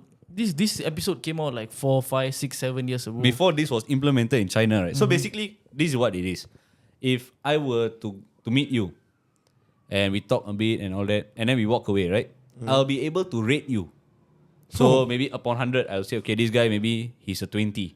Okay. So that will affect your social credit, and so that will affect your dating life. Because if let's say your credit is 50, you will only be able to get a partner who is 50 or less, something like that. So it's basically it's just a show, right? It's just a show that they made up some stories for us for it to be entertaining. But then now the problem is it is being applied in China. So yeah, so you cannot buy house. There's this guy. Have you seen these videos that this one Chinese MMA guy, he goes to all the master, Shaolin master all, and he just hammers them. You know those Shaolin master, they push the guy, then the guy suddenly fly and all that. So this guy, what he the does fake is, senseis lah. yeah, all these fake guys lah. So what this Chinese MMA guy did, he went to all these gyms where all these superpower fellas and he said, okay, you want to one with me? Skatebox. They want to one. After this MMA guy fucking hammer them. He fucking break their face. And then the Chinese government make his social credit score fucking low. He cannot buy house all. Oh, wow. Yeah. Wait, the guy that boxed The guy that beat all the fake sensei all. Because the Chinese government say you are disrespecting our culture, our ancestry and all that shit. So I think everybody should check out this show lah, Black Mirror. Black That Mirror. was one of the episodes. So a lot of these episodes are like something that could happen in the future. Yeah. You know, like especially after like the COVID lockdowns, I feel like the world is accelerating into, restricting a lot of our personal freedoms. Like, if you talk about social credit, like can you imagine if this happened maybe 70 years ago, 80 years ago? Like just one day the government tells you, now we are talking about a pandemic. Okay, there's a reason for it. But let's say in the future they say, climate change and all this. They say, okay, if you go out, you're gonna generate a lot of carbon dioxide, whatever it is. So we can't let you go out. Yeah, that would be fucked up lah. I mean, I think that's what people in the US are kind of battling right now. Yeah, I mean, if I don't know, that's my opinion, Like right? if it was, for example, if it was me, and and I mean in Singapore, In Singapore, we are if sort that of happens- accustomed to just follow the law and everything. Exactly. So if that happens here, many people will just comply. That Yeah. is the Herd mentality. Yeah, herd mentality. Yeah. So that's what I feel lah. I mean, nobody will go out and protest and riot I mean, in Singapore. I what? wouldn't say that. I wouldn't say that I will comply, but I also would not say that I won't comply. So it's just an open-ended answer question. I'm just I'm keeping it real. We are in Singapore, so Yeah. Okay. yeah. But speaking of China, right? Just now, you have been to China, right? Yeah. That's interesting, because a lot of people don't want to go to China. Yeah, I mean, it's scary to them lah. I mean, it's scary to me Yeah, also. but Sean he always dreams about going to China. I wanna meet my Chinese baby. Okay, yeah. So how was the trip to China? it was interesting. It was also sadly something I found disturbing about my wife, because apparently she can't speak Mandarin. Oh, serious? Mandarin is shit, bro. Me and Sean can speak Mandarin. No? Apparently, No, bro, location one is shit. their Mandarin there is different level, no? Yeah, My wife, yeah. I think, because she only speaks to her mom and Okay. dad at home in Mandarin, right? But once we reach there with their Accent and all accent and whatnot, my wife couldn't understand what the fuck they were saying, bro. So half the time we were lost. And it was like a surprise trip for me. So she booked everything. Okay. So it made it even worse. Okay. But it was a good thing lah, because we went to one of the places where they have halal food. Okay. So we tried, and then apparently there's this what people are that the Uzbeks. I don't know. Uyghur. Yeah, something like that. The one that got jail or Yeah, something. yeah, correct, so I correct. actually met them, before they got, whatever it is. But yeah, so they actually have a big community of them. They have their own mosque and whatnot. So we went to Kunming. Yeah, Kunming was where I went for first few days. And after that, we wanted to go to Chengdu to play with the panda. Okay. But the price was stupidly expensive, bro. What was the price? 600, bro. And you not play by panda. You go and pick up the fucking poop. What the fuck? 600. You see the panda, you pick up the poop, and that's what they call play. I say lana. How is that playing with the panda? Yeah, exactly my point. Social work. Exactly, they call it social work. What the You hell? pay for social work. Never mind. It's okay. 100, no. It's okay, go there, slap the panda.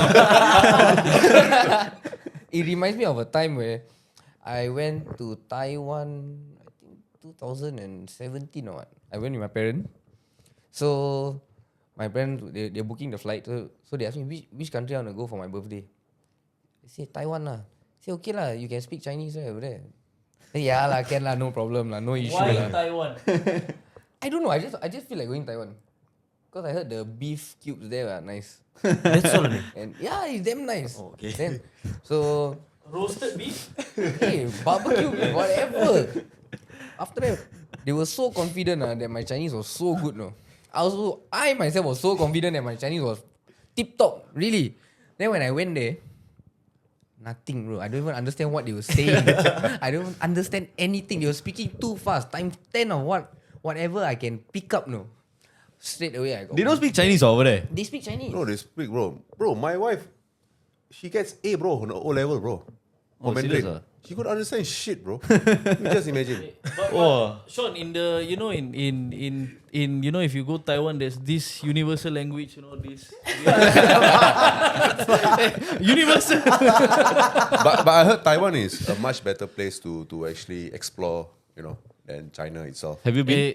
I I've mean, not I mean, if from my dad went to Shanghai, he tells me he loves Shanghai, like Of course, so advanced and everything. People can, a lot of it. He says like easy to communicate, and compared to Japan, like I've been to Tokyo. My goodness, Japan is a nightmare. Tokyo is a nightmare. Why? No one speaks English. And when you wanna, let's say if you're outside the main city, you go exploring, you go outside, all the signs are in Japanese. Yeah. So it's very difficult for you to I managed to figure out because I'm smart. Yeah. So that's why you need AI, ma. That's why you need AI. That's why you need AI. Correct. Yeah. So this was 2015 when I went there. I had a lot of fun. I think I told you guys before. Yeah. What kind of fun you had? Please, What kind- elaborate. what kind of fun? Elaborate your fun. Maybe on a rated R21 episode. But since you're speaking of Japan, right? I think you should tell everyone the story of the Yakuza incident you had. No, I didn't have any Yakuza incident. So No, just explain. Just tell them the story of what you did. I'm not going to go in a lot of detail. I'm just going to tell any viewers or whoever that there's this place called Roppongi City. Okay? Sounds very dodgy, bro. Yeah, Roppongi City. So people should be careful whenever you go to Roppongi City. There's a lot of bars, Hostess club and whatnot, hostess clubs and these kind of places, and they are usually the people handling these places. You will see a lot of foreigners and stuff like that. The people at outside the door will be people from African Americans, Russians. So I would say whoever goes to Japan, try and go to the local places like Shibuya, Shinjuku, avoid Roppongi City. That's all I'm going to say. That's all I'm going to say. That's all. So what happened? Why should you avoid in the why first should place? you avoid There it? must be a reason or incident that you You need have to avoid. explain. You need to explain. People want to know. Did you go into one of the hostess club? We all here want to know. Yes, I did. Okay. And I was How was the experience? I mean, like, The experience at first it was good. it was just like a normal KTV kind of, right? Let's just say that the bill, whatever was initially offered, didn't when Turn I saw the actual bill, it didn't turn out. And being So they're trying to scam you lah. they got a term where they say that didn't scam, but I can't really go too much into detail. I'm just saying it's not a very pleasurable experience. It's just Okay. Okay, but I just curious about the Yakuza part then. no. It's just like these establishments are sort of owned by these kind of people. Okay. So what happened? So if you go there and whatever bill you see, you got to pay up. So you don't pay up right at first? I mean, You I was can't pay I was a it, teenager back then, so of course I didn't want to pay up. You Okay. think you're at the top of the hill, and you sort of understand that you are no one. You're just you're the bottom of the food chain, so you better pay up. But you didn't want to pay up lah. How much was the bill? 5 digits? The bill was Four okay. So digits. it was 4 digits, high 4 digits, and I negotiated into mid 4 digits. So but it was initially offered low end 4 digits. So How long was the experience for? I was there for a good 4 hours. Basically, basket. So yeah, Okay, I had quite a bit of fun, in Yeah, Japan. of course, bro. 4 hours, bro. You tell me you go inside 1 hour, you cannot pay. I so sial lah bastards, yeah. But 4 hours, bro. No, but you must You understand. enjoy? This fella went in, 2 person, right? He went in there, he opened 10 bottle. 8. Oh, 8 bottle. I want to throw something. Okay. Yeah, so this is how the story started. Okay. But it was champagne, so it's Bro, champagne is not cheap, bro. I think it was Moet or something. I know. I can't really remember the name of the champagne, but okay. usually it's Moet, I think. Okay. Okay. Not Dom, ah. So Dom Perignon, yeah. So they had this promo lah. They had this promo that it was like, okay, you open this certain amount of bottles, then you get 1 free, 2 free, whatever. That was the Okay. thing. And in Japan, in this establishment, there's a lot of taxes here and there that they don't really reveal upfront. Okay. Okay. So that's why people should be careful. And if you don't want to pay, like how I didn't want to, they will Of course. find ways to make you pay. Just straightforward. How they will make you pay? Since you say you don't want to pay, then how they make you pay? I'm gonna pass the mic to my friend. You're gonna fuck him up. That's what he's gonna say.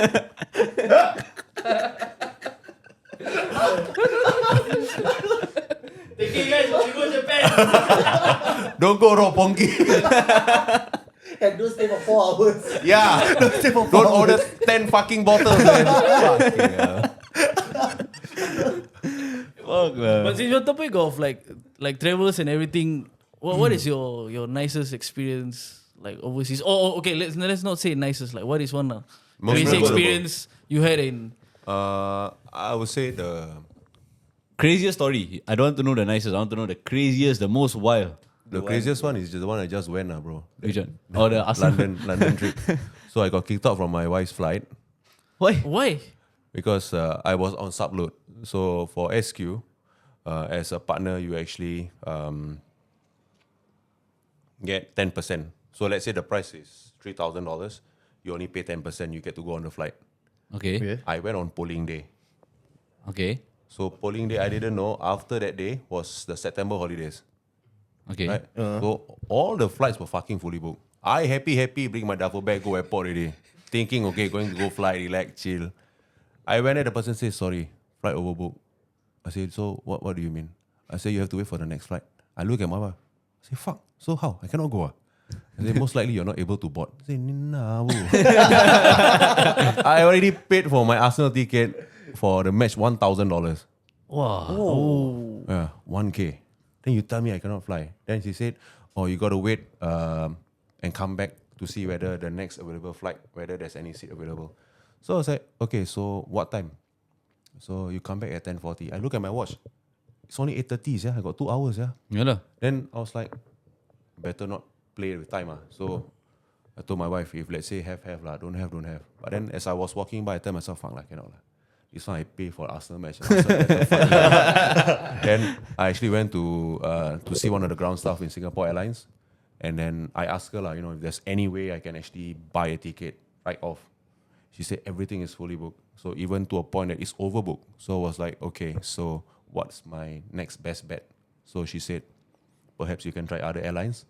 So she helped me to check, and apparently Emirates came up.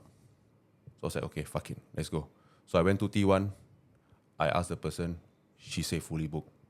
Oh, shit. Wow. After that, I don't know by any chance I went online.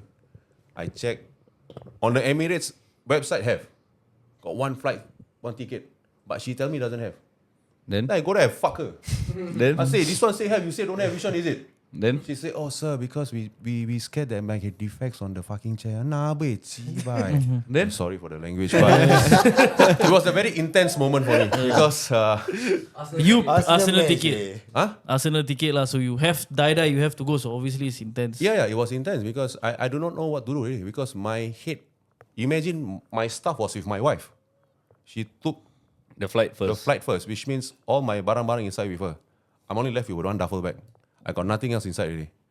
All my stuff is with her. Okay. Yeah, so basically then she said, okay, then you can just try. So I didn't see the price. I just booked. Place order already. Because it was the date I will reach before the Arsenal match. Okay. And then when it comes to the payment, I got a shock.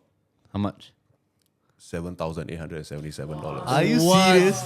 I got a receipt, bro. Still keep the receipt lah. Yeah, bro. Better keep the receipt lah. Better keep look at it. Souvenir. Yeah, so that was one of the craziest, and it was just like for the 5 days flight. Yeah, so it was just a 4 or 5 days trip, bro. It's not even 2 weeks, no. Just for Arsenal lah. That's for us. Arsenal lah. How Then was the Thailand one? What? The Thailand we extended 3 days. Oh, day by yeah. day. Hey, please, I explain to them why. Yeah, okay. So me and Sean went to Thailand last time. Maybe 4 or 5 years ago. So we always book like a we always leave the hotel at 6 a.m. So our flight is usually around 8 or 9. So this is our usual routine whenever we go to Thailand. So on that night we were like, okay, let's go to the club. After that we go back to the hotel. We don't sleep. We straight go to the airport. Lokesh is to be blamed, I'm telling you now. So, okay, wait. So, we went to the club. So I said, okay, guys, it's time to go back. Suddenly, Sean, Yeah, okay. hey, wait He's lah, lying. hey, tomorrow lah, we go tomorrow. Let's go tomorrow. He's lying. So I say, you sure or not? Yeah, I sure. Tomorrow, okay. So I booked one flight for tomorrow. Say, okay, tonight we enjoy lah. Enjoy. Next day, we go. I say, okay, now we go club. After that, we straight away must go back hotel and pack. We go to the club. Tomorrow. So I say, okay, tomorrow. Okay. So we book another flight. on the last day. And so the next day again. I look at Sean. I say, there's no more tomorrow already. We have to go back. All our money finished already. All our money finished. I asking my father to transfer me from Singapore to Thailand. Sean was calling his father. He say, okay, Pa, you transfer me money. You check under this wallet, this bag, inside got money, you take. Inside got. Because I always keep cash. At that point of time, I always hold my cash, all I will keep inside my room. Yeah. I say, go below my dressing table, got one shoe box, take out the money, go and deposit and straight away transfer to me. So on the last day, we were at a club. Then we were having a big argument. With the No, Thai. with this fella. With this fella. Because tomorrow. I said, no.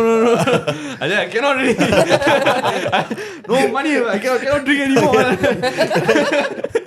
Cannot turn. Really. Every time you book the ticket, We you fight out. forfeit. Yeah, no, we just don't go. Which means you paid for the ticket. Paid already. Yeah.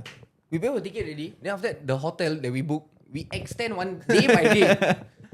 Yeah. So actually you spend a lot more So money which means you lah. bought 3 tickets but you never fly back home. Yeah. Yeah.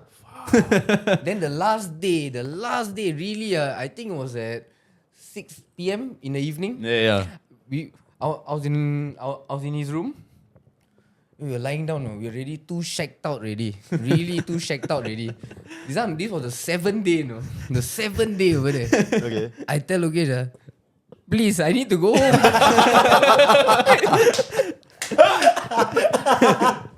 Please, I need to go home.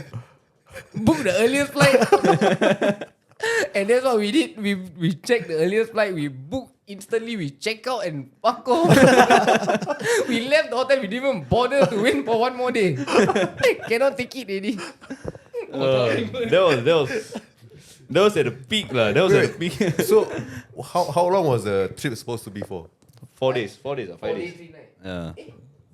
5 days, 4 nights. I think it was 5 Something like that lah. Yeah. 4 days or 5 days. days. So lah. 7 days, 6 nights.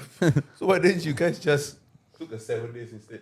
No, because we didn't plan on extending. Yeah. It's just that in the heat Just of that tomorrow, having fun yeah. and all that. So this fella, tomorrow. Okay lah, for you lah. We both sacrifice our money for you. Yeah, because we had one friend. We were there, 2 of us only. Then we had one friend. Hey, where y'all? We say Phuket. Bocho. Never mind, on the way. Then we like, huh? Then we say, fuck lah. Wait, I don't understand. So Wait, you in message Singapore? one friend that you're in Phuket. No, my friend saw like my story. So he say, hey, where are you all? We say Phuket lah. Hey, Bocho sia. He booked the flight and came down. Yeah, he say, never mind, I on the way. Huh? He said, never mind, I on the way. Serious After that, we say, hey, fuck this fella, like, talking cock. After that, he come to our hotel, then he call us, hey, where you are? Hey, your hotel already. He say, what the fuck? Hey, you retarded or what? Berimpret go Parkway Parade What real lah this guy? Yeah. After that, he come. We had the time of our life lah. And that fella was also the guy, hey, tomorrow lah, so now Sean had a buddy to say, okay, let's tomorrow. I was one, hey, no, we cannot, hey, think, I said think. But no lah, 2 on 1 lah, bro. To be honest, this is not the story I remembered. The story I remembered was when our friend arrived, he wanted to extend. So I told him, okay, you ask Lokesh. He say okay, we extend. I anything. So he asked Lokesh, then Lokesh say, okay, extend. So I don't know why he pushed it to me. No, He's lying. that's definitely not a story. It's kind of funny that we all have sort of similar experiences because like I mean in my Japan trip, what happened to me was that me and my friend we missed our flight on sort of, you can say, like on purpose. Like usually we will take a cab to the airport because the last night we were partying and everything, so we would thought okay lah. But then I don't know why we were like no, come on, let's take the train now. You know, if we miss our flight, then we miss our flight. And of course lah, we missed our flight and we decided and we decided to just stay another 3 days. He left so I stayed 3 days, he stayed 2 days. So we didn't book a flight back immediately. We like, okay, let's have some fun, and then we'll decide, when to go back. So this was after the Yakuza incident lah. And that was after that. Still want to party. Wow, this guy is something else. And actually, I returned to the same place again. The Roppongi. So I met a very nice person. I met a very nice person. So The same person that you met previous night, or yes, I met him. so you took the number, meet outside, that kind of thing, lah. Yeah, I'm still in touch actually. Oh wow, nice. Yeah, Nice. so you cannot lock already lah, bro. Okay lah. Yeah. So let's talk about something else now. Sure. So we are on the topic of traveling, right? So I see that you have traveled a lot in Europe, especially. So How many countries have you been how many in? countries in Europe that you have been? I did UK, Scotland, Ireland, Iceland, where else? New Zealand, Australia, Tasmania. Where else did I do? Italy, Germany, Switzerland. Oh. Okay. I'm already at 10 already. Counting. Oh, that's 10. Yeah. So those are the, I think, European countries. Yeah. Okay. So which is the best to you? Best. I Yeah. would say New Zealand. Why? because that was the first trip we actually did RV or camper van. Okay. That was like a different experience from what I've done. Like it's where we went in July because so every year how we decide is that every year in July it will be my wife's birthday, so she will pick one location, then September will be my location where I want to go. Okay. So she chose New Zealand. So when we went there, it was winter, so we actually had a RV. So RV, the one we took was meant for 4 person. So inside is a camper van, so you have your shower facilities, you have your bed, you have your cooking stove and whatnot, TV, everything all is inside. Okay. So then you just don't. It's like a moving hotel, so wherever you go, you just move along and whatnot. So I think it's basically something which I believe that it's like driving into a wallpaper. So in New Zealand, you enjoyed the most out of all your trips. Yeah, that was the Most highlight. memorable? most memorable. Yeah, I would say. Okay. Yeah. But Iceland also, you were doing something similar, right? Iceland, yeah. Iceland was something that I did not took into account because for Iceland, we wanted to see the aurora light. Yeah, correct. Right? So we got to see the light, but we didn't know it was going to be that cold. Okay. Yeah, I didn't think there would still be like snow and whatsoever. So it's like belen-belen, you know. Sekali kena, I bring wrong clothes. I'm all, wow. Yeah. Okay. But you've been to Iceland twice, is it? No, once. Oh, once, okay. Yeah. Most expensive, I would say, is Switzerland, man. Switzerland is the most expensive. Yeah, place, okay. you know. That one, do you buy any watch in Switzerland? No, man, bro. No, bro. I see the tourist tax per night, I want to cry already. Man. What do you mean tourist tax? There's a tax for you. So when you stay in a hotel, you have to pay tourist tax every night that you stay in, on top of your hotel stay. So wow. per night you have But you pay to the hotel, right? Yeah, you pay to the hotel per person 6 francs. So for 2, it will be 12 francs. So that's on top of whatever you have paid. So it's a tax for you staying in their city. 12 In their francs hotel. in It's SGD? like 25, 25. Is it? $30. Around $20. 20, Okay. okay. And that's not $20. ridiculous, bro. McDonald's is $50, bro, over there. McDonald's is $50. Yeah. I'm not kidding you, bro. Oh my god. Yeah. So for 2 person, so 1 meal is around $25. Oh. And then for you guys, what is the most like memorable place you have been in? Don't Like- ask me. I don't travel. The furthest I think I go is KL only. That's all. So where are you planning to travel next? Next, Okay, in the future lah. So a goal, which is a country that you really want to go to? me. New York. Why? I don't know the city that never sleep. To me, it's overrated lah, honestly. But to me, I like, went I don't there, know. shit, bro. Right, it's overrated, right? People say New York City, the city that never sleep. But every city also don't sleep. But You go Thailand lah, confirm never they sleep. never sleep. Thailand don't sleep. The most memorable one. You all go Phuket with Sean, you all won't sleep. You go Pattaya with Lokesh, you will never sleep. They will never sleep. Hey, Pattaya is one of the craziest place, no? Yeah, Really? yeah. Imagine the daytime, you got nothing to eat. All closed. All the shops are closed. Yeah.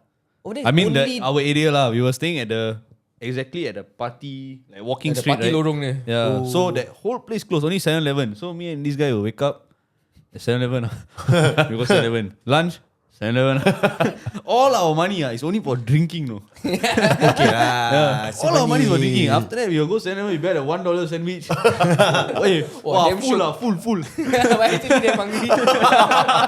Then Monkey got thinking, okay, tonight how much you gonna drink? Yeah, so it was like and we did that like a few times. Yeah, so in Pattaya, when we already planned, okay, because there's so many clubs and bars over there, so many. So we plan, okay, each bar or each club we go in, we have a glass of beer, and then we go. Okay. But if we find it fun, then we stay. So I think by the second one, I got drunk already. I got drunk. But I'm proud to say that we conquer every single pub Yeah. and club in Pattaya at that street, we conquer. All we go already. Except got a few, the membership ones. Oh yeah. Membership. Oh yeah, okay. You know, okay, we yeah, paid okay. membership for this one club that he asked me to go. No, he okay, forced me to go. wait. Okay. Every club in Pattaya, okay, you can just walk in. Yeah. Walk in, sit down, have a drink. It's basically like they call it agogo. It's like a strip club. Okay. So you go in, you can just pay for your drink, sit down. You don't need to do anything. Just sit down, relax, talk, enjoy the music, whatever. So there was this whatever lah. Okay. So we went to this place. We wanted to go to this Agogo. So we walk then the bouncer all stop us. Hey, must be member. So how much member? Sorry, I don't know how much Okay, 2 member. Two member. We 2 member. Okay, Like a champion. Like a champion. We thought, take the member. now we are the VIP of this place. Because they say member. Once you say member, the first thing in your head, inside confirm power. Yeah, exclusive. Exclusive. Not everyone can go in. Correct or not? Yeah, correct. Then Biggest regret, right? so we went up. We went up the stairs. We thought, wow, nice. We go there. They already made us pay for a drink, no? Correct or not? We had to pay for a drink at the entrance. So we go up. They come to us, okay, you pay already for the drink. Which drink you want? So we say beer or whatever lah. Fucking drink lah, okay? We just had a beer or whatever. We look up. Got 4 amma. Got 4 amma naked. 4 amma naked, no. After I look at John, I say, we already made a promise to finish all our drink. Because we had this thing where we go to this place, we die must finish the drink and chow. If we don't like the place, we hate the place, we faster down our drink and chow. He came out with the idea. No? So we look at it. So then this was like in the middle of the whole street, right? So after a few days, we conquer, blah, blah, blah, blah. So this was in the middle. So we said, okay lah, we were already quite tipsy. Yeah, we were quite tipsy. So we went. We say, hey, come on, faster down lah. Rabak, this 4 amma no. Then we all drink. We cannot down already. So we like, oh, I'm gonna vomit. So after that, we okay, tahan. Wait, breathe. So we ask for water and all that. After we look up, one of the amma, she open her leg.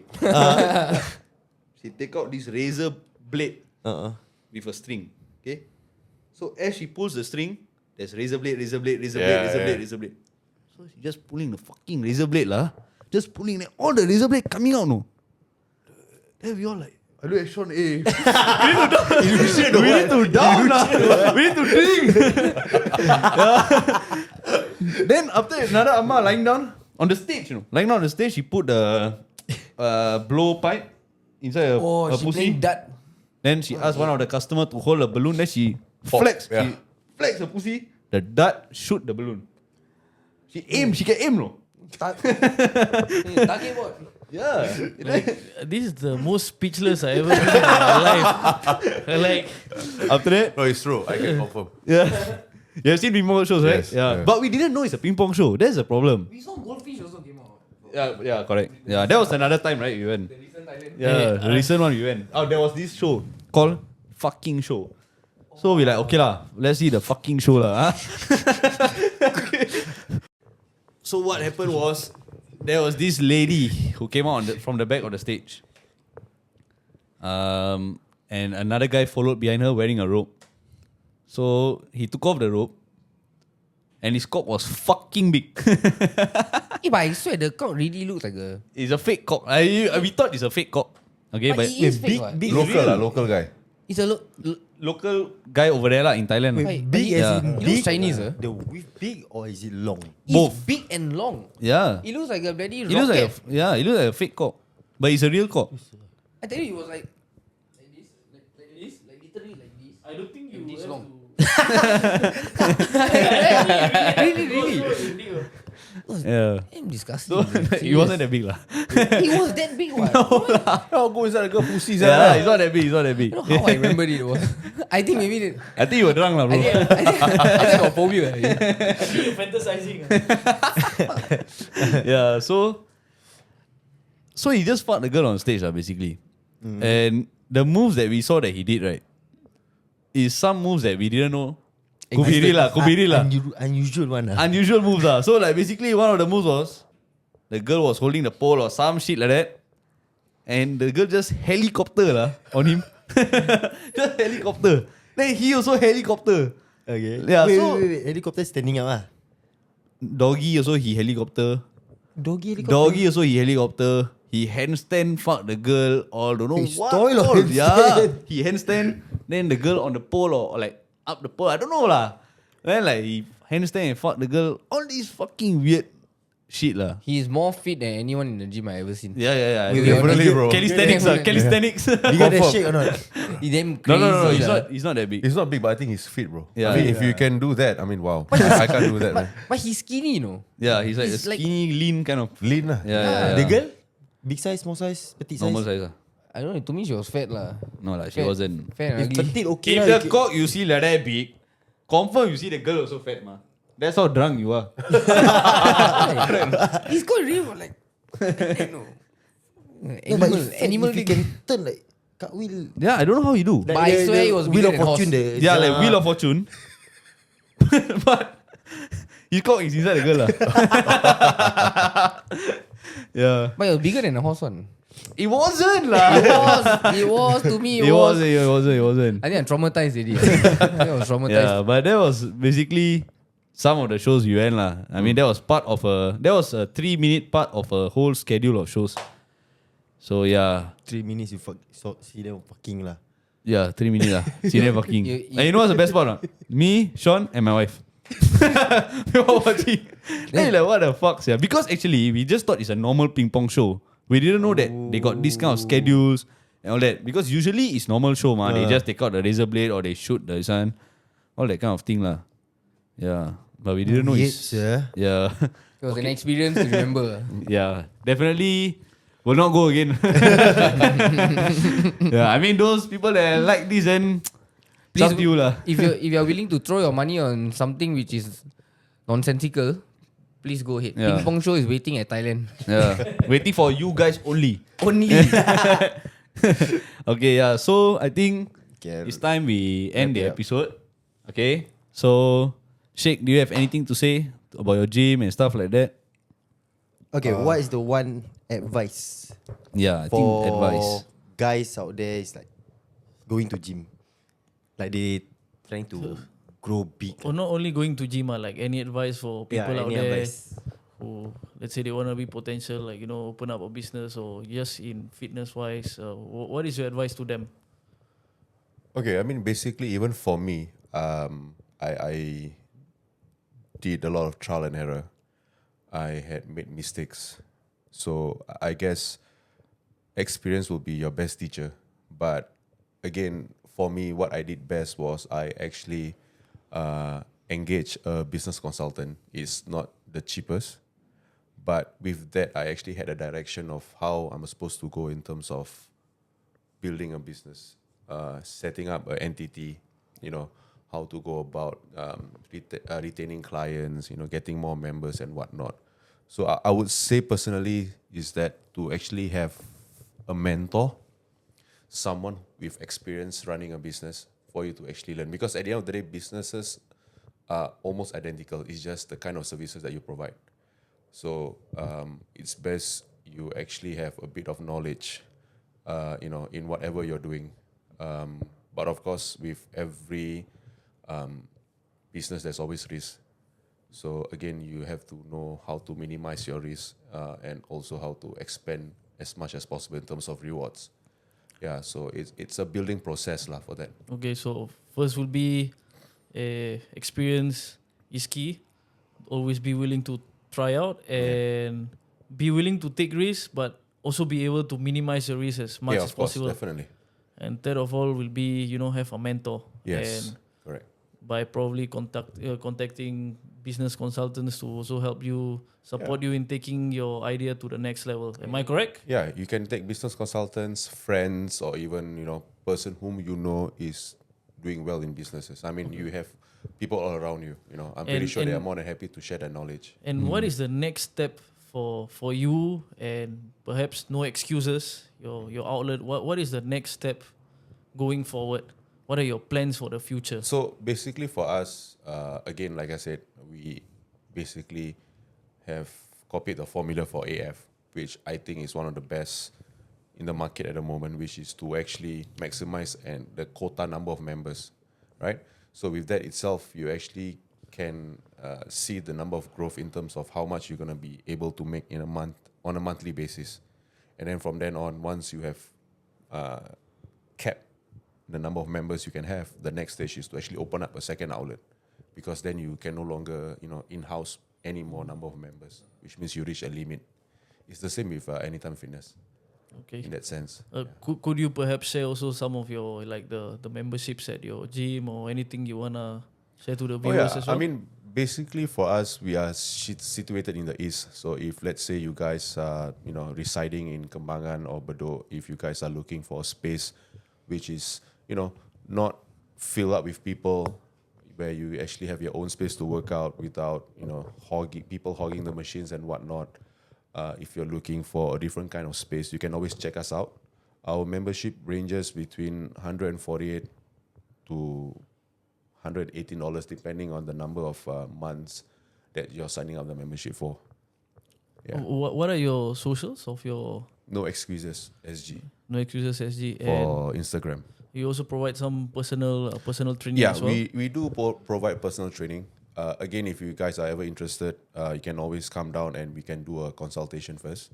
And then from there, we can see what we can work on. Yeah. Okay, that's excellent. Anything you wanna add? Atok? Nice. Okay, guys. So, I think this was a great episode. Although there were some hiccups along the way.